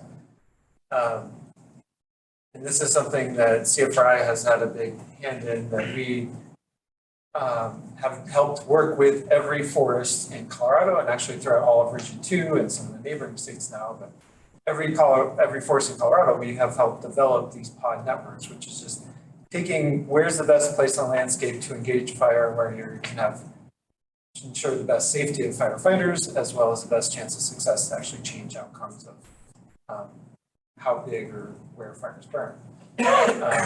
And so this is a great example where it's a framework to just help communicate and get stuff done, and people find it valuable. As you have said, people are getting hit with all these things and they're like, oh, one more playing tool, but when a playing tool is useful, it actually gains a lot of efficiencies and helps get stuff done. So this is one of those that caught on. We had some funding from the regional office to help all the forests in the region do this. And that's part of why Colorado, I think, was positioned, is there's lots of states and lots of forests across the country that are, everybody I kind of think knows what PODS is because it got written into these recent funding, but they don't have maps and they haven't gone through an actual collaborative process to do it. And I think that relates to, again, it's wall to wall. Every forest has it, and so there aren't any holes, and that's why different forests are able to get money in this. And that's relating back to this leveraging resources committee. How can we make these tools similarly available, other tools similarly available across the state? I think is the goal of that. What we were talking about, how do we help provide this playbook to do these other planning processes that are more intensive? And we as an organization haven't been able to do everywhere like we did with the PODS because it was a sort of less intensive engagement process. But I think as this funding was specific, it was because the forests have embraced it as this is a way that we can get stuff down the ground and it's helpful. So they've been using it in kind of the Southwest and the Rockies more than other areas of the country. Would be my guess. I wasn't involved in any conversations or how money actually got here, but it provided the regional foresters and the regional direction and our state leadership and Congress a great story to tell. It's easy for them to tell Colorado should be front line on this because we've done it, we've used it on fires. We're ready to use it more. Yeah, and I'll just add, like in terms of Secretary Vilsack's visit, it was situated, the announcement was more or less up on a mountain or hillside. So you had great views of Durango right below us. And I was really impressed too, just to kind of like understand all the different partners that were working and collaborating together in that community. The city of Durango, the county commissioners, state forest service working with private landowners. The Parks and Wildlife own a considerable amount of land too through state wildlife areas, actually like two pretty large mountains. I can't remember what they're called. It's like you see it right from town and those are state wildlife areas. So they're partnering that with your team on some fuels work there. And then but the next weekend they were going to do the BLM was planning on doing this large scale sky fire. And so you had all these different landscapes and everyone was communicating, everyone working together. And I thought that was just awesome to see. It doesn't happen everywhere. So. But it could. Yeah. That's the thing. We have these incredible working models. And there's just a few gaps left in the state. In key watersheds, I think we could move out. But it's a really hard ask for an organizations that are under an enormous amount of burden, but good burden, right? But burden nonetheless. So I think that's something the state of Colorado needs to be more thoughtful about, and that this council needs to be more thoughtful about. Is how do we ask? How do we come up with an ask that's got open hands and a willingness to engage? And RMRI is a great example of that, and I think the No Fireshed Collaborative is a great example of that. We've got Spedmere, the big project that happened on the GMUG is a good example of that. So we have these great working models we can tier back to. The work that NRCS is doing with private landowners and really pushing us towards restoration and beyond just fuels treatment, I think is something we continue to elevate. Just great stuff, right? But how do you consolidate it in a way that you can draw down some of those resources to start activating? Is the question that frankly I'm struggling with. Clyde, you have a question or comment? Yeah, I was just going to say, we've experienced these shortnesses in resources, sawyers, people to pull slash. We've got a chipper, an air curtain burner, and equipment. And I think equipping and building capacity at the grassroots level is multiplying our resources.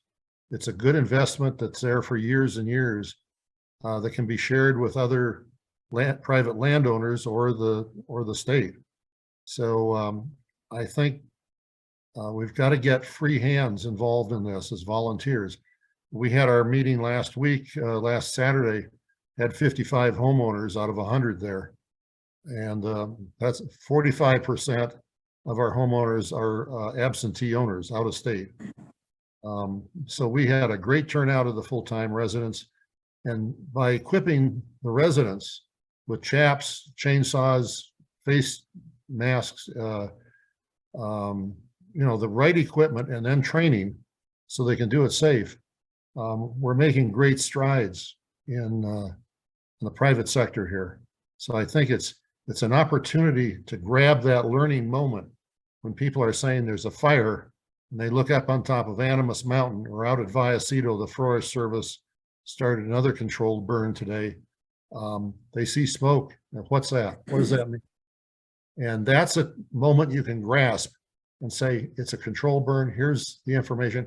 Let's get together and talk about mitigating your yard, your lot, your acreage. We got to grab those opportunities at grassroots level because we can't build capacity, even though we're passing a lot of great legislation to do that. It's going to take another year or 2 or 3 as this catches on and strengthens. So thank you. That's a view from my end of the state. Thanks, Clyde. Any other comments or questions for Matt? Thanks for your updates, appreciate it. And then I'll move to mine quickly, but then I want to turn it over to you all, so be prepared for any updates that you all want to give. And I'll start with folks in the room and then we'll online. But I want to give folks an update on our Colorado Strategic Wildfire Action Program, known as COSWAP. We're moving into the second season of those projects. So far, we've invested $16.4 million in projects across the state. And this year, it seems like yesterday when a JPC member, Bart Kirkmeyer, called me up and said, okay, we see your request, but actually, I voted to up that up. I'd give you another $5 million in addition to what we asked. And so that was for the fiscal 2023 year. So we can get that on the ground right away. So that wasn't what we had planned for, but it was a really nice surprise, honestly. And then moving forward, COSWAP will see about $6 million moving forward for that. So we have 34 projects that were developed. It's either on the mitigation side, projects that were completed by the Department of Corrections, SWIFT crews, or the Conservation Corps. And then it also included 10 landscape resilient investment projects for our strategic focus areas. This is if you look online here, that's a list of some of our strategic area focus areas for COSWAP. And we've had a lot of questions on, why are those landscapes, who developed those, why are those in place? Well, it was really co-developed by the State Forest Service, Division of Fire Prevention and Control, and the DNR, but initially it also included participation from the Bureau of Land Management and the U.S. Forest Service. And we included information, we utilized U.S. Forest Service wildfire risk to communities information that they have, as well as the State Forest Service Colorado Wildfire Risk Assessment, known as CORAP. And so those are kind of the key, information and stuff that we utilize to focus on those areas. But projects can be funded, statewide too, even though they may not be a part of some of these landscapes that we have here, because anyone can apply for the DOC, for example, crews anywhere. And that's been highly successful. So I'm just really, really excited about this program and so glad that it's going to be continued at $6 million a year. COSWAP, we've invested some money here in Larimer County, $1.7 million so far. And I'm really excited about that.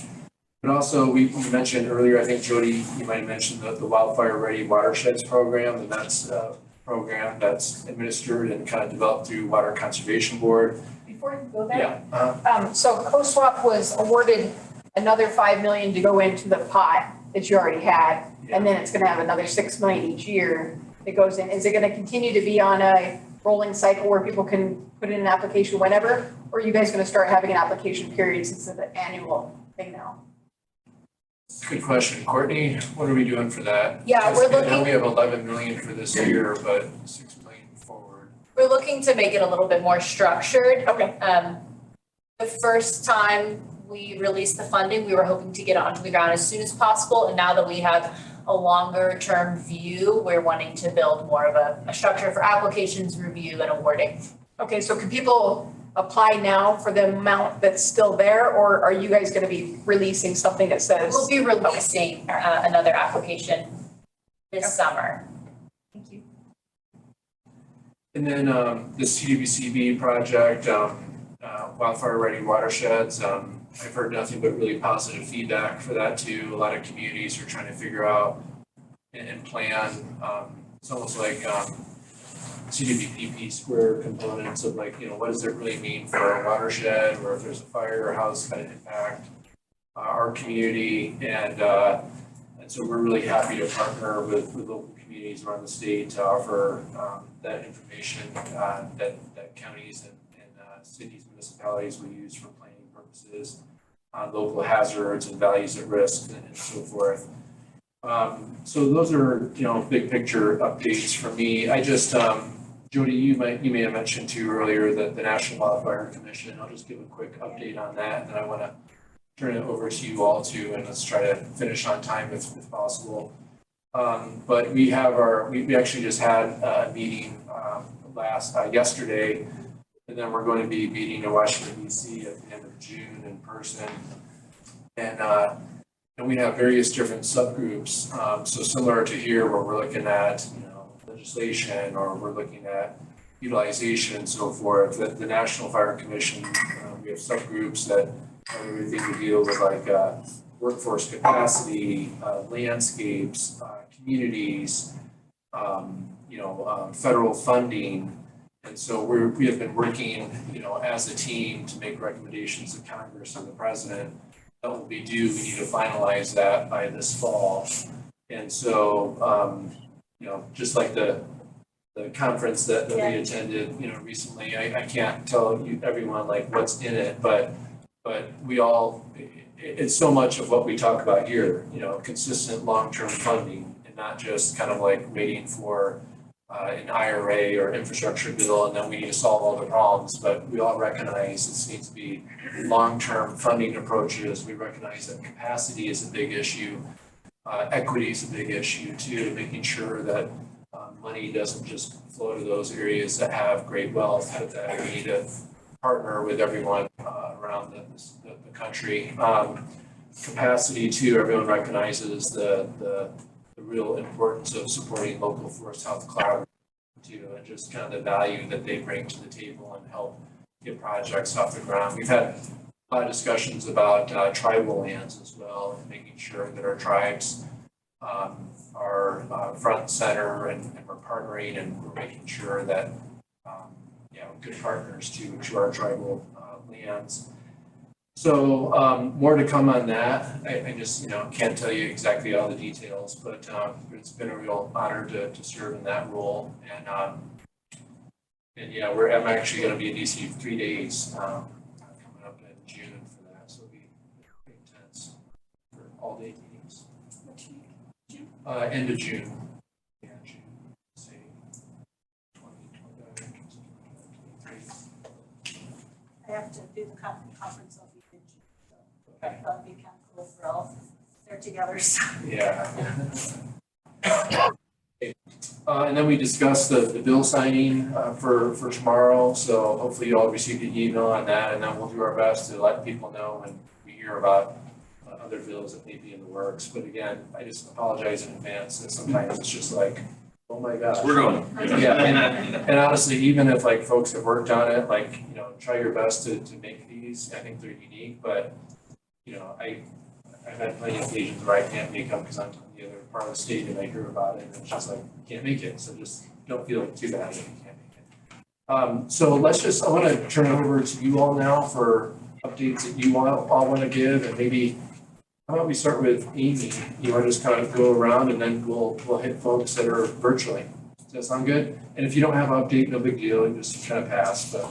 Sure, I'll just be quick. I think the only update that I'll mention just is that the Colorado River District, who I work for, in March of this year testified in front of the hearing, or the U.S. House of Representatives Committee on Natural Resources to really talk about the importance of high altitude forests and its connection to watersheds, really pushing for the viewpoint of funding forest health in headwaters communities, really just making that connection that our water supplies, particularly for the Colorado River Basin that supports 40 million people across the Colorado or across the western United States, is that there's this real opportunity and real connection to forests. So if anyone's curious, I'm happy to share that testimony, but it was a good opportunity just, again, on a national stage to talk about that connection between forest health and water resources.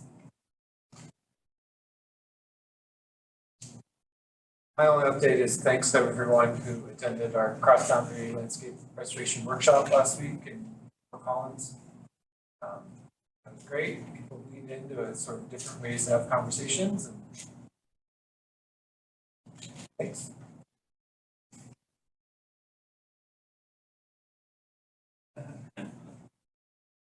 Just very high level from the economic development side. We're hearing that the Economic Development Administration, the federal economic development arm, is they've had a lot of success with their ARPA funding in supporting outdoor recreation infrastructure, which they had never traditionally supported before. And we're in this unique boat where they can't support federal lands, but they're able to support community projects that are kind of ancillary to federal lands. So I would just say, as we move forward and talk about funding from an economic development perspective, there's a lot of funding out there just to support recreation, whether that's urban recreation or outside backcountry. So just put a plug in there, and I think right things will be lots there.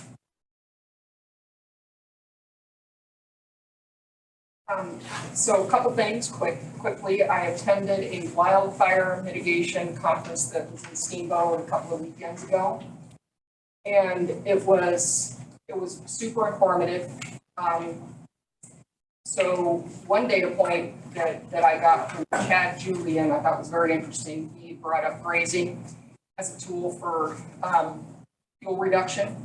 And he said that there are some studies that show that you can like reduce, I don't remember all the terminology, but you can reduce fires or intensity or something by 50% by managing those fine fuels, he said. So I connected with him to see if he could share some of that data. He's working on a report. It'll probably take him about a year, but I think that'll be useful for us. So that's my ranching hat on.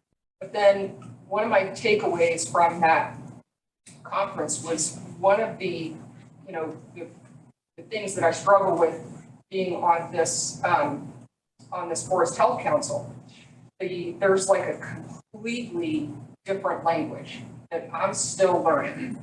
And I think I'm the least experienced person on this entire council.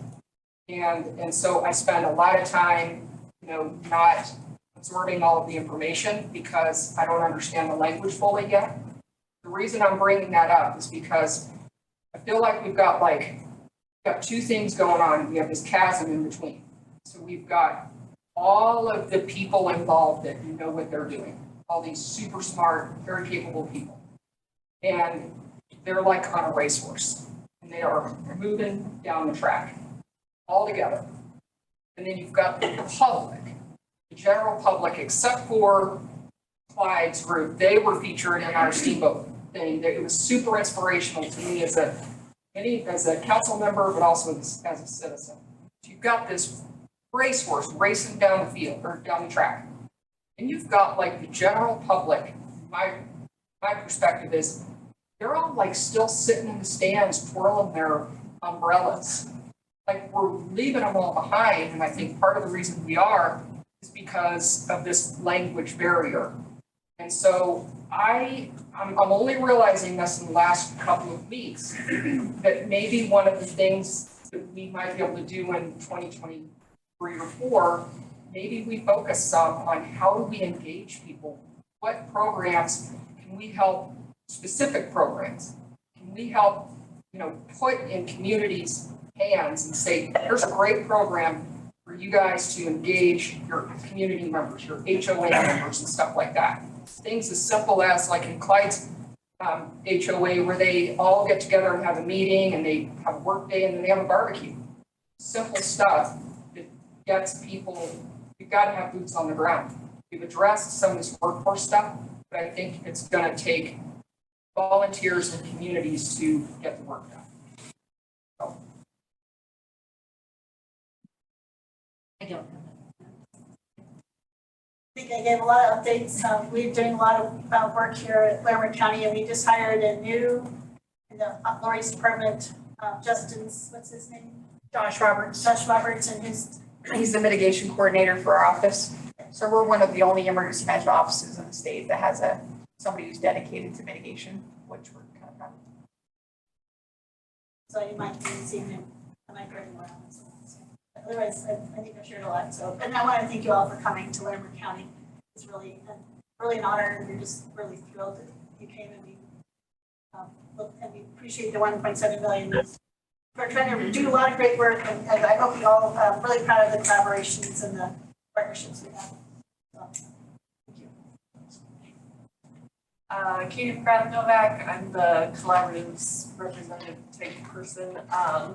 So I think the tour that we went on today gave a lot of updates that I would typically give. I think it addressed a lot of the challenges that I've been hearing.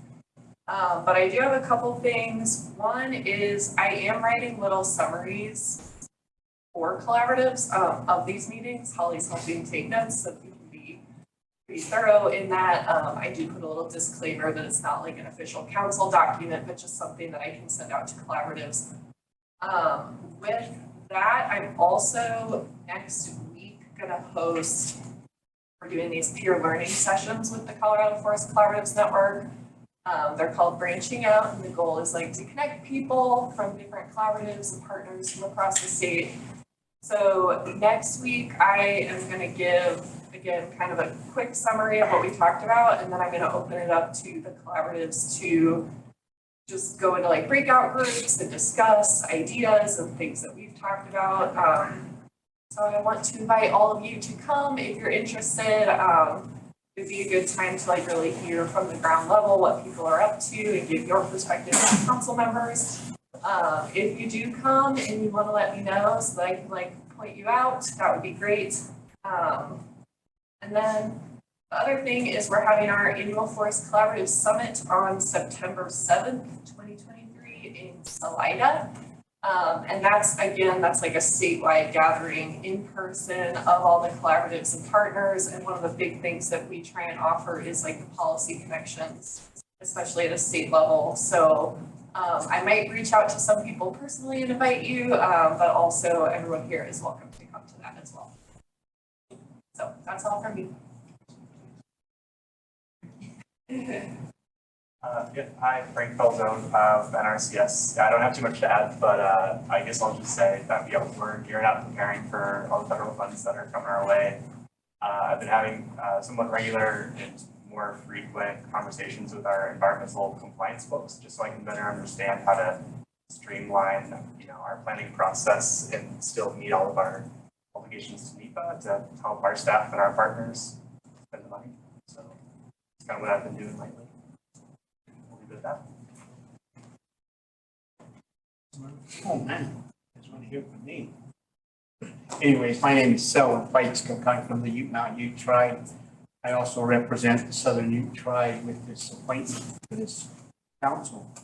And we're both working jointly as well individually on fire mitigation, pre-suppression, suppression projects. We don't have a field specialist on board yet, but the Bureau of Indian Affairs is continuing to receive applications for a field specialist. our FMO, our fire management officer, has left the tribe or the agency, and we're advertising for those projects as well. But we're also working with the state of Colorado Forestry as well, some of the feedlands, ranches that we have throughout La Plata County and Montezuma County as well. We're also embarking on some of the projects in Gunnison County on our 70,000 acre ranch with NRCS monies, as well as looking at potential private funding for ranch improvements in the watershed as well. We have some litigations with some of the creeks there, Willow Creek, Pine Creek, as well for abandonment or other litigation issues that our downstream folks have, but we're still moving along to making improvements on those areas, as well as the sage grouse. We have a huge sage grouse population on the Gunnison Ranch, which we call the Pinecrest Ranch. But we're still moving, and I'm detailed from the tribal council to undertake all the natural resource projects for the tribes. That's consultations with the Forest Service on forest management plans, revisions with the San Juan National Forest, the Uncopadre Gunnison National Forest, and now we're embarking on the White River National Forest with the new Camp Hope project, the Continental Divide project, and we're working closely and putting together a position paper for that White River National Forest project as well as we speak. Just after I get finished here, I'll do a virtual meeting with the folks from White River National Forest. We're still in adjudication on our water rights with San Juan River, New Mexico, utilizing our natural resource or the Night Horse Reservoir for utilization, as well as to build in an infrastructure flow from the Night Horse Reservoir into our tributaries of the Cherry Creek area, the Red Mesa area, Red Mesa, Colorado, as well as from the McPhee Reservoir as well. But we had a fire pre-suppression project or prescribed burn project slated on the Ute Mountain Ute Reservation in our wilderness area, which has that potential of having catastrophe fires, and there's no remedy of fighting those fires. You can't fight it from any engines or ground troops. It's all aerial attack. You have to fight these fires with aerial mechanisms, meaning air tankers, helicopters. That's how rugged terrain our country is, and hopefully through these programs and projects and fundings that the state and the federal government is giving to entities that are non-reservation landowners or Forest Service, that can overflow into tribes. As we talk about the collaboration of agencies. You know, I used to sit on the National Fire Interagency Office in Boise, Idaho. I was one of the management teams that at the NIFC level, working in Alaska, working here in the United States, Lower 48, to come up with programs that would interagency oriented pre-suppression and fire suppression programs. And we built one of the best interagency programs for the Lower 48, as well as with the interior Alaska. So with that expertise, I've done that for 16 years with the Bureau of Indian Affairs, BLM, working in those areas of capacity.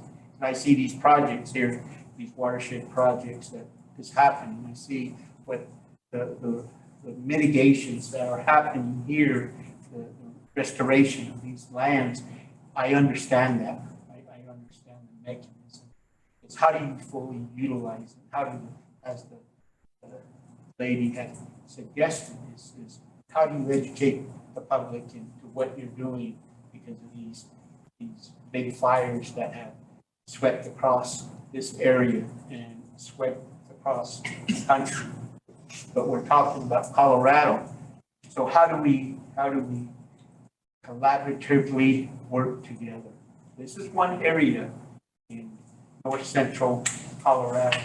There's other areas that's southeast area, southwest Colorado, northwest Colorado, northeast. How do we put all of this effort that we've done? The council and its committees have done extraordinary jobs, and commend yourselves for doing this work, because if it wasn't for you and as well as our legislative people, we wouldn't have the funds to undertake these projects. These aftermaths of these fires would still be occurring. We would still have problems with flooding. We have problems with mitigating some of the burned areas, and we would be setting ourselves up for bigger fires, bigger catastrophes in our area, from the private sectors to non-government areas, state areas. These would be all impacted. But with your diligence and your understanding and the academics that have stepped up in that area to help us, we have to utilize them fully. And I would just only encourage that you include the tribes in these efforts, because they have some of the pristine lands as well.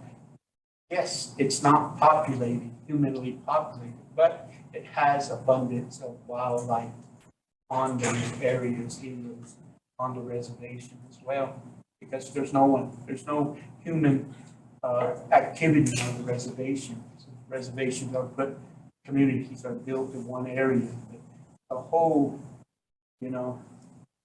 550,000 acres wilderness has abundance of wildlife, and we're trying to address that as well. Like infrastructure money, ARPA money, CARES money, we put a lot of our own dollars with assistance of the government to help us, but we never have received state monies collaboratively, or we've never seen any state monies come to us.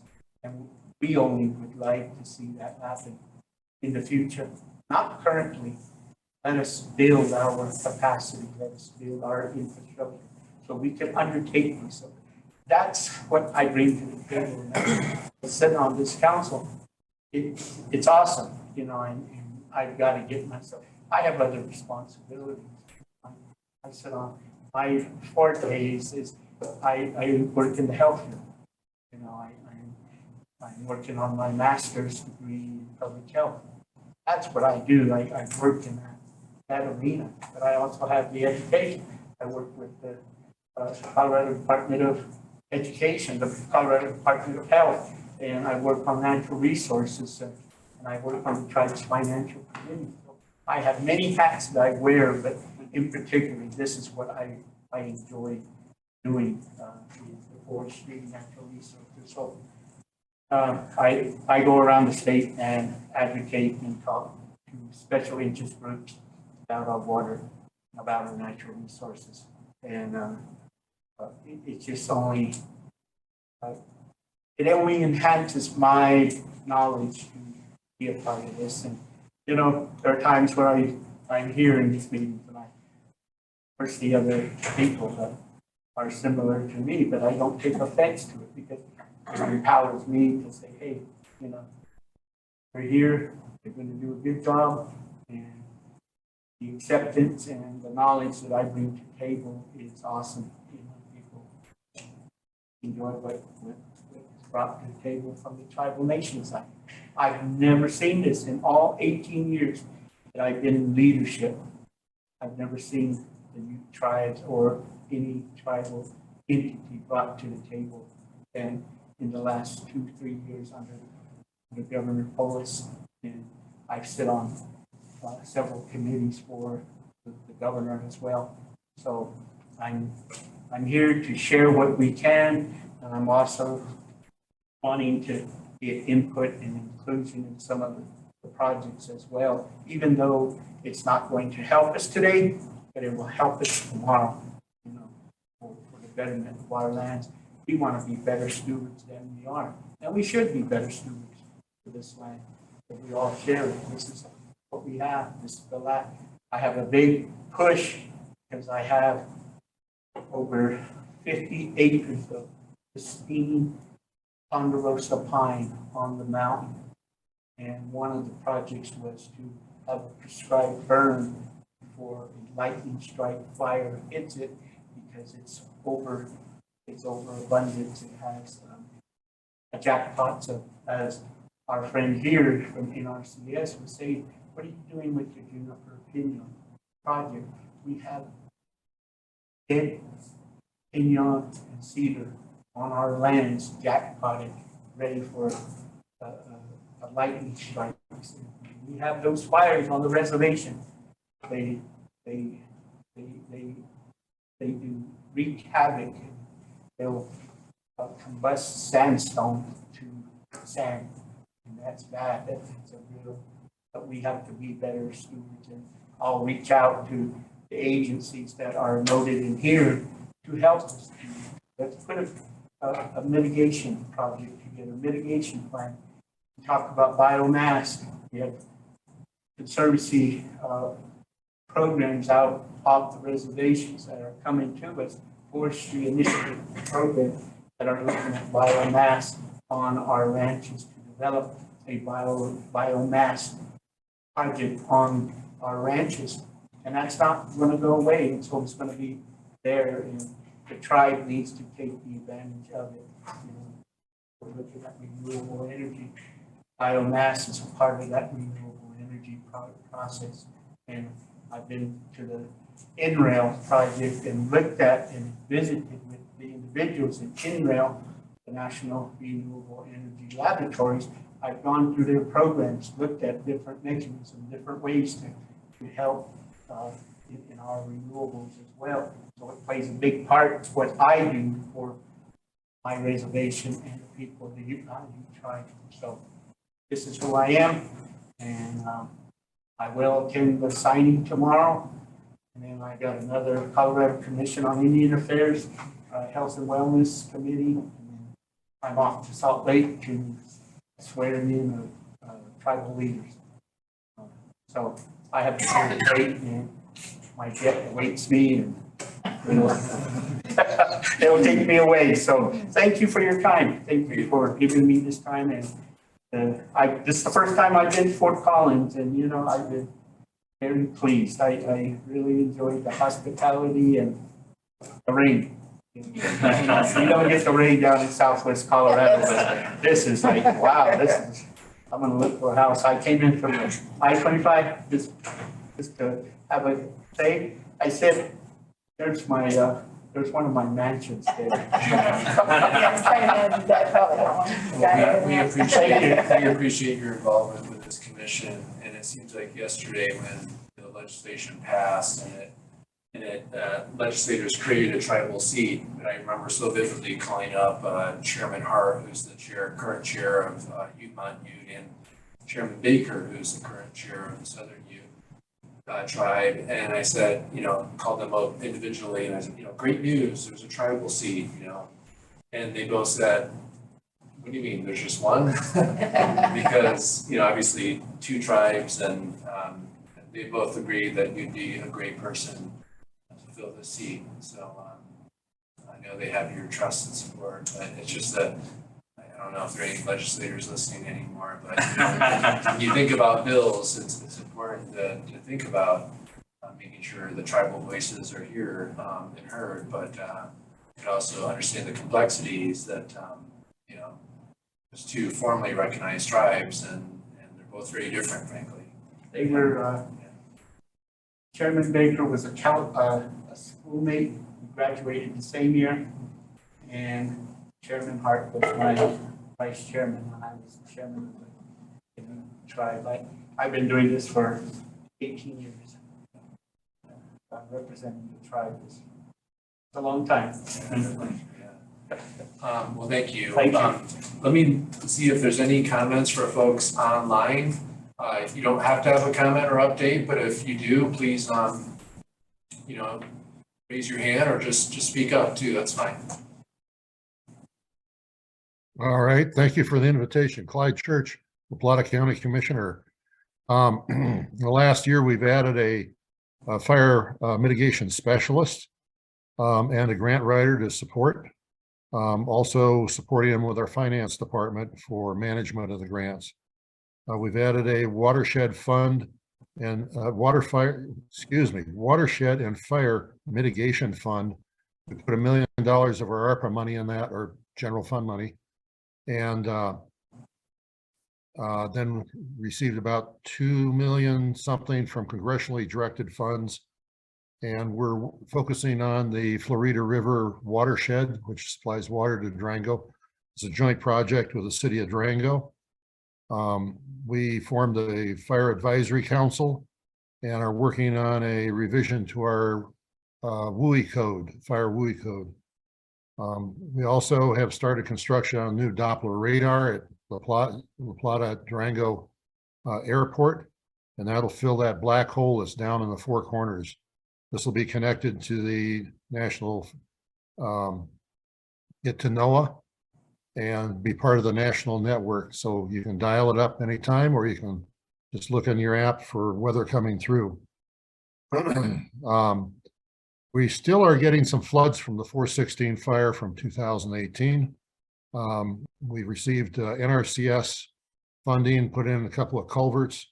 So the flooding is still, even this late after the fire, still a significant issue in the mountain communities with large gradients across their properties. Been working on, as a homeowners association, we've been working on fire mitigation for 17 years up here. It used to be that nobody could pick up anything for firewood, even down and dead. That's all changed, and we're clearing that out. And we have, even today, we have a 3-person saw crew. We have 2 professional sawyers part-time and 3 general foresters. We're also doing a study on roundhead beetles and pine bark beetles with traps, and a number of them around the ranch. And I would just lobby for steady continued funding for forest mitigation, build the grassroots capacity of our neighborhoods. And there's a difference between a neighborhood and a community. Many neighborhoods have fences between houses. And I think that's a detriment to the feeling of community that can be created with, all right, I'm going to be a little corny here. Beans, beer, brats, and burgers. And when we have a fire day, a work day, we reward the workers with a social in the picnic grounds. And that is community building. That's social license. We're preparing the ranch to bring fire on here in a couple of years. We do about 3,000 hours of mitigation just here with about 55 full-time residents. So we're committed to protecting, and we're sharing equipment with other HOAs and other private organizations, trying to bring them in. And I think the Fire Adapted Community is an excellent program, and the Neighbors program build on each other and collaborate. The county is part of CFLRP. I'm a backseat cheerleader there, and that's enough. I've taken up enough time. Thank you. Great. Thanks so much. Pat? Yeah, it's hard to follow Clyde's 4 Bs, but I just wanted to share an observation. And before I do that, Director Gibbs, I want to thank you for your leadership in Colorado. COSWAP has been critical to getting good forest restoration projects off the ground across the state. from the RMRI landscapes, what we saw last year was about 20,000 acres accomplished on the ground, with a new 20,000 acres in the pipeline and planning. But the thing I observed that gives me the most hope that working together with our state and federal partners is actually working, is seeing increased capacity at these agencies. That's critical. One of the things that we've seen is a phenomenal increase in the amount of volunteer labor, coming out of communities, doing their own wildfire mitigation to, planning and community pickups. But the other thing that we've seen is we've seen new innovative uses for biomass, new, wood that's going to the tribes through the Wood for Life program, as a way of using that material rather than putting it on the ground and piling it. And so I just think that when you look at the impact we're having, it may even be bigger than the number of acres that we're accomplishing. And thank you for that. Thanks, Pat. Thanks for your leadership, bringing everyone together. Any other comments for folks that are online? Hey, Dan, just a couple of quick comments. It's been a great afternoon of discussion. Again, this is Abe Layden, Chairman of the Board of Douglas County Commissioners and Chair of our Douglas County Wildfire Initiative.